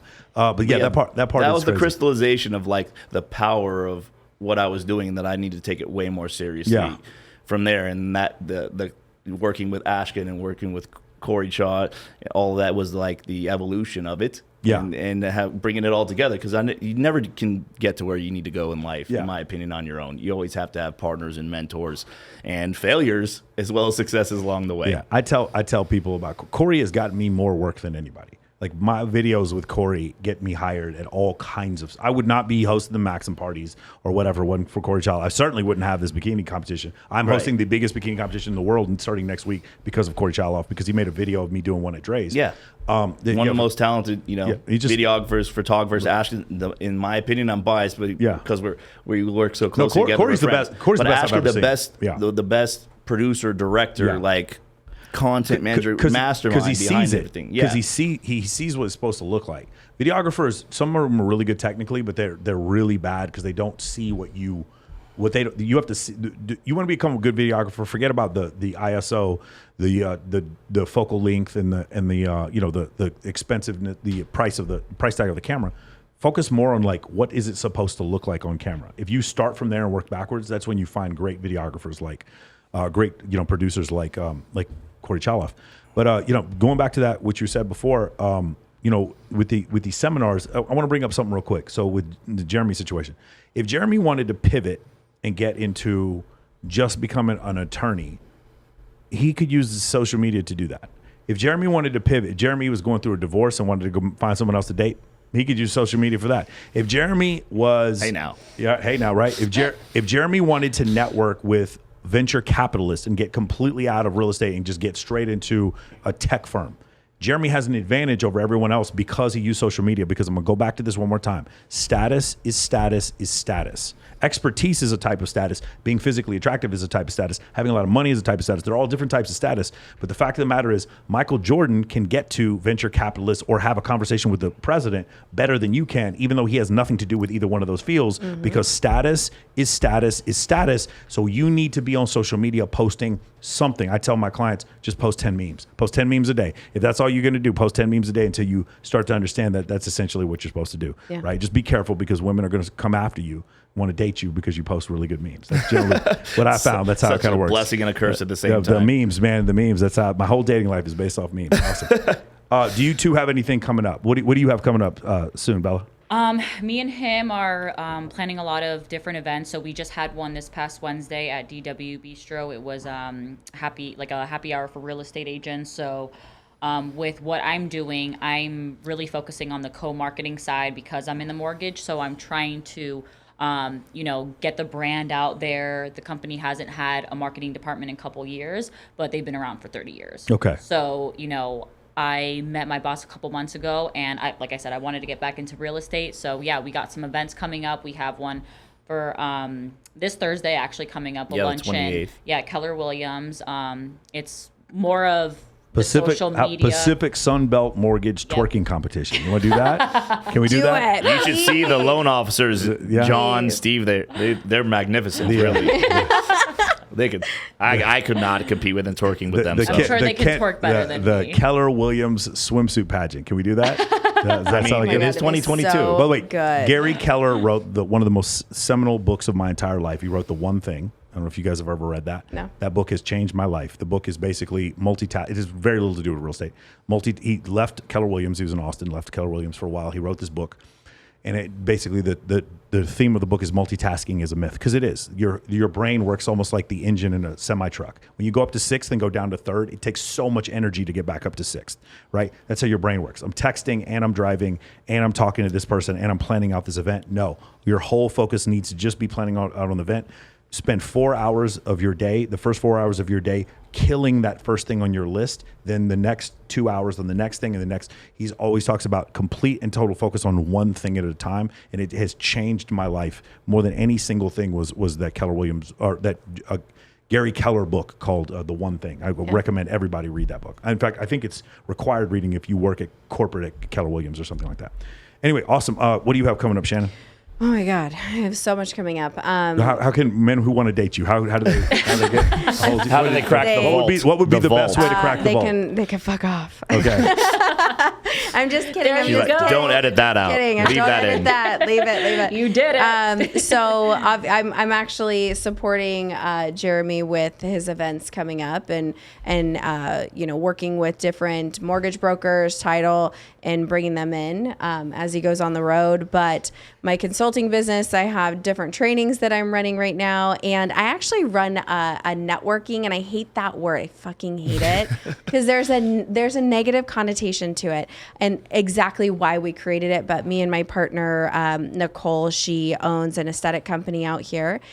We started these networking events, but they're like 4-course dinners. It's people from different industries. They all come together. We do dinners once a month, and it's called Together. So we're working on our next event. So that's another one. Oh. So we're doing all the things plus children. It's super fun. So have like an open house plus speed dating event. You could do that. Ooh, that would. You know what? I will just. I'll monitor it and sit everybody at the table, and I'll just watch. Could you I'll imagine? market it. You monitor it. They say yes, and that's a great idea. Be careful what you wish for. There'll be 800 motherfuckers out. Can you imagine? We're doing trying to speed date Bella and Shannon and everyone else that works with me. Can you help with this? I mean, you got how many women to show up for a bikini competition? Right now I'm at 203. Okay, so can you help us, and you set them up, and then we'll just sit and you just. Oh no, the girls in my bikini competition are so vapid they would not. I'm just kidding. Well, I wasn't asking for the women. I wasn't. No. That's Okay. No. The speed dating. We're talking about speed dating. Oh, I would love to announce a speed dating thing. That would be super fun. Seriously, that would be fun. Okay. We should talk about this. So get one of those. Get one of those blue heron houses. There'd be 800, and then just have a bunch of tables. The and fire marshal would come. We'll just do speed dating. Seriously, a speed dating open house. Could you guys imagine? Just don't bring the Walmart guys. So up my alley. That would break the internet. That was so up my and like we'd record it like we knew it was going to be a disaster. Like that's the way we prefer. Because it's gonna be. If it wasn't a disaster, there'd be something wrong. There'd be something very eerie. Than an asteroid that would go viral. Well, it's like last night we went. So last night I went. I finished a 2-day training with a real estate group. And my partner in it, Derek, we're like, you know what? I said, because he's in from out of town. I said, you know what? Let's go over to Jing. So we go over to Jing, and then Jeremy's texting me. I said, just, come meet us. He goes, okay. So he meets us, him and James, and we're all talking. And at one point, there's this weird guy. It was the weird one. He's got his glasses on, and he walks past, and I made the mistake of making eye contact. So I see you laugh because I made eye contact, and Jeremy and James were laughing their asses off because he walks past, and then he did the double take, and he looked at me, and he almost went to turn around, and I went just like this. No. You said that to the dude? No. Did I not, Jeremy? Yeah, she said it like, he's like a 4-year-old. No. And he turned back around. I would have walked up to you and be like, do you know about Jesus Christ? Jesus Christ is your personal Lord and Savior? No, is he your personal Lord and Savior? Have you met about my friend Jesus? You want to say no to him? Is that what you're going to say? No to Jesus? I was about to come over here and ask you if you wanted to help me read to kids with cancer, and you're going to just tell me no? You know what? You don't even know what I was going to ask. He should sign up for your course, honestly, because that guy, the weird guy. The weird guy. It's really funny because of my course. I have been networking and social media. Or it's social media. It is a social circle course. For that course that I have, it's like, I do get the people will hit me up being like, you need to sign up this guy. It's so funny. The guy. It's like, and I do have to deal with some issues, right? Well, I was that guy that needed to be signed up. Yeah. No, you were not like that guy. Please tell me you were never like that guy from last night. No, but that guy was weird. There's a point I need Michael's course. You don't, Brittany. Will you go out with me? Be my friend. I'm just curious. What does your request folders look like right now on IG? Is it full of dick pics or what's going on there? You know what sucks? Oh wait, last week, you're private. So I got hacked last week. Oh no! I wake up Thursday morning. I had 40,000 followers. Completely. I guess there's like a 6 verification thing now. Everything was changed. My email to log in, the codes. So I restarted my page.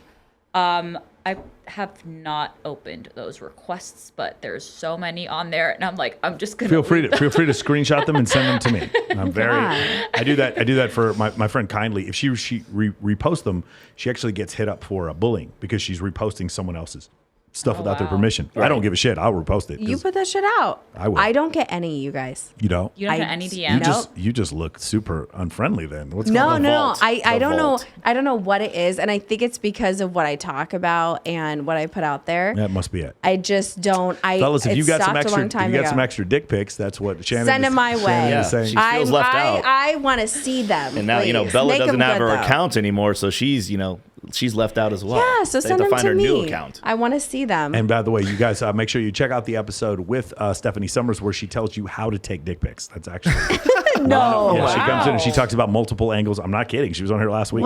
Yeah, how to do it. Yeah. Okay, so watch that, then send it to for me. sure. She has an OnlyFans. She rates dicks. You're gonna do it right. You know what I'm saying? Sell real estate. Would you like to buy buy this home? And would you like to send me a dick pic for ratings?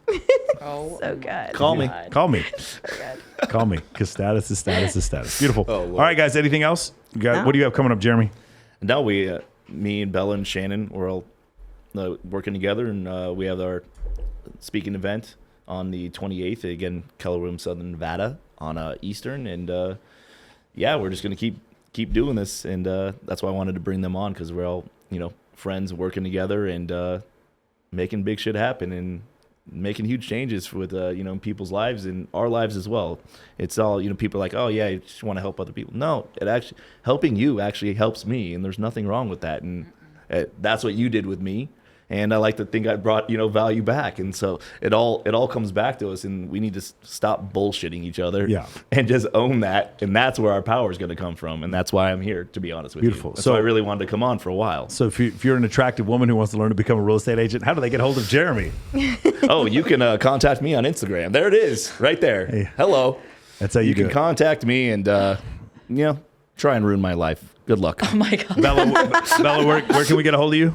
So now my Instagram is at Ferrari Bella, and that's with 2 I's at the end and 2 A's at the end. Nice. Yeah. Shannon, where can we find you? Shan, SHANN, Miller LV for Las Vegas on Instagram. You got the most Irish sounding name I've ever heard of. Have you seen my hair? I'm so Irish. Come on, shut up. Unbelievable. I Awesome. know. All right, guys. Well, thank you guys so much for coming. Again, you're all invited if you want to come to the pageant, the Playboy swimsuit pageant that we're doing every Friday for the next 18 weeks at Wet Republic. We're giving away $130,000, and I do believe that is the biggest bikini competition in the history of the planet. So right now I have around 200 girls signed up. We'll see how of them, actually show up, and we have some huge competitors, and I'm trying to get more judges. So if you guys want to come out, maybe I can make you a judge. Thank you for having us We'll on, Mike. be there. It's fantastic. We'll be there to judge. For sure. Thank Awesome. you so much. By the way, if you guys ever want to do any podcast stuff, if you guys are interested in that, please come over here, check out Sticky Paws Studios. I think this is the best podcast studio anywhere in LA, and we're not in LA, we're in Las Vegas. I think this is a better podcast studio than any spot in Los Angeles. It's right here. A lot of people will fly out from LA just to do like 5 or 6 podcasts and then fly back to LA just because it's so much nicer here. And lastly, for those of you who are interested in learning how in the world I get all these different people on my podcast, how is it that I'm able to talk like this for 3 hours? How is it that I'm able to do multiple jobs at the same time after being a U.S. military officer and doing all the different things? I have the Men of Action mentoring course. Please check down in the description if you want to learn about social media, high status networking, if you want to learn about event planning, if you want to learn about evolutionary psychology, a winning mindset, if you want to learn about abundance, and if you want to learn about just how to be the funniest motherfucker at the party. Amen to that. Please click the link below. I promise I have, you know what that's like when you have to refund somebody's product? Because I don't. I have a 0% refund rate. I've never had anybody ask for a refund because of, I'm thinking about 320 clients or something like that. We just started a couple months ago. So if you guys are interested in checking that out, please check that out. I promise you this summer is going to be awesome. By the way, part of my program is you get to come to the bikini competition. Yeah, I mean, duh. It's not the worst thing in the world. Seems pretty fun. Thank you guys for coming out. This has been terrific. Let's go ahead and another double cup with the lean in it. We'll have some more drinks here in a little bit. Have some of that lit CBD, and we will see the rest of you guys next week. Awesome.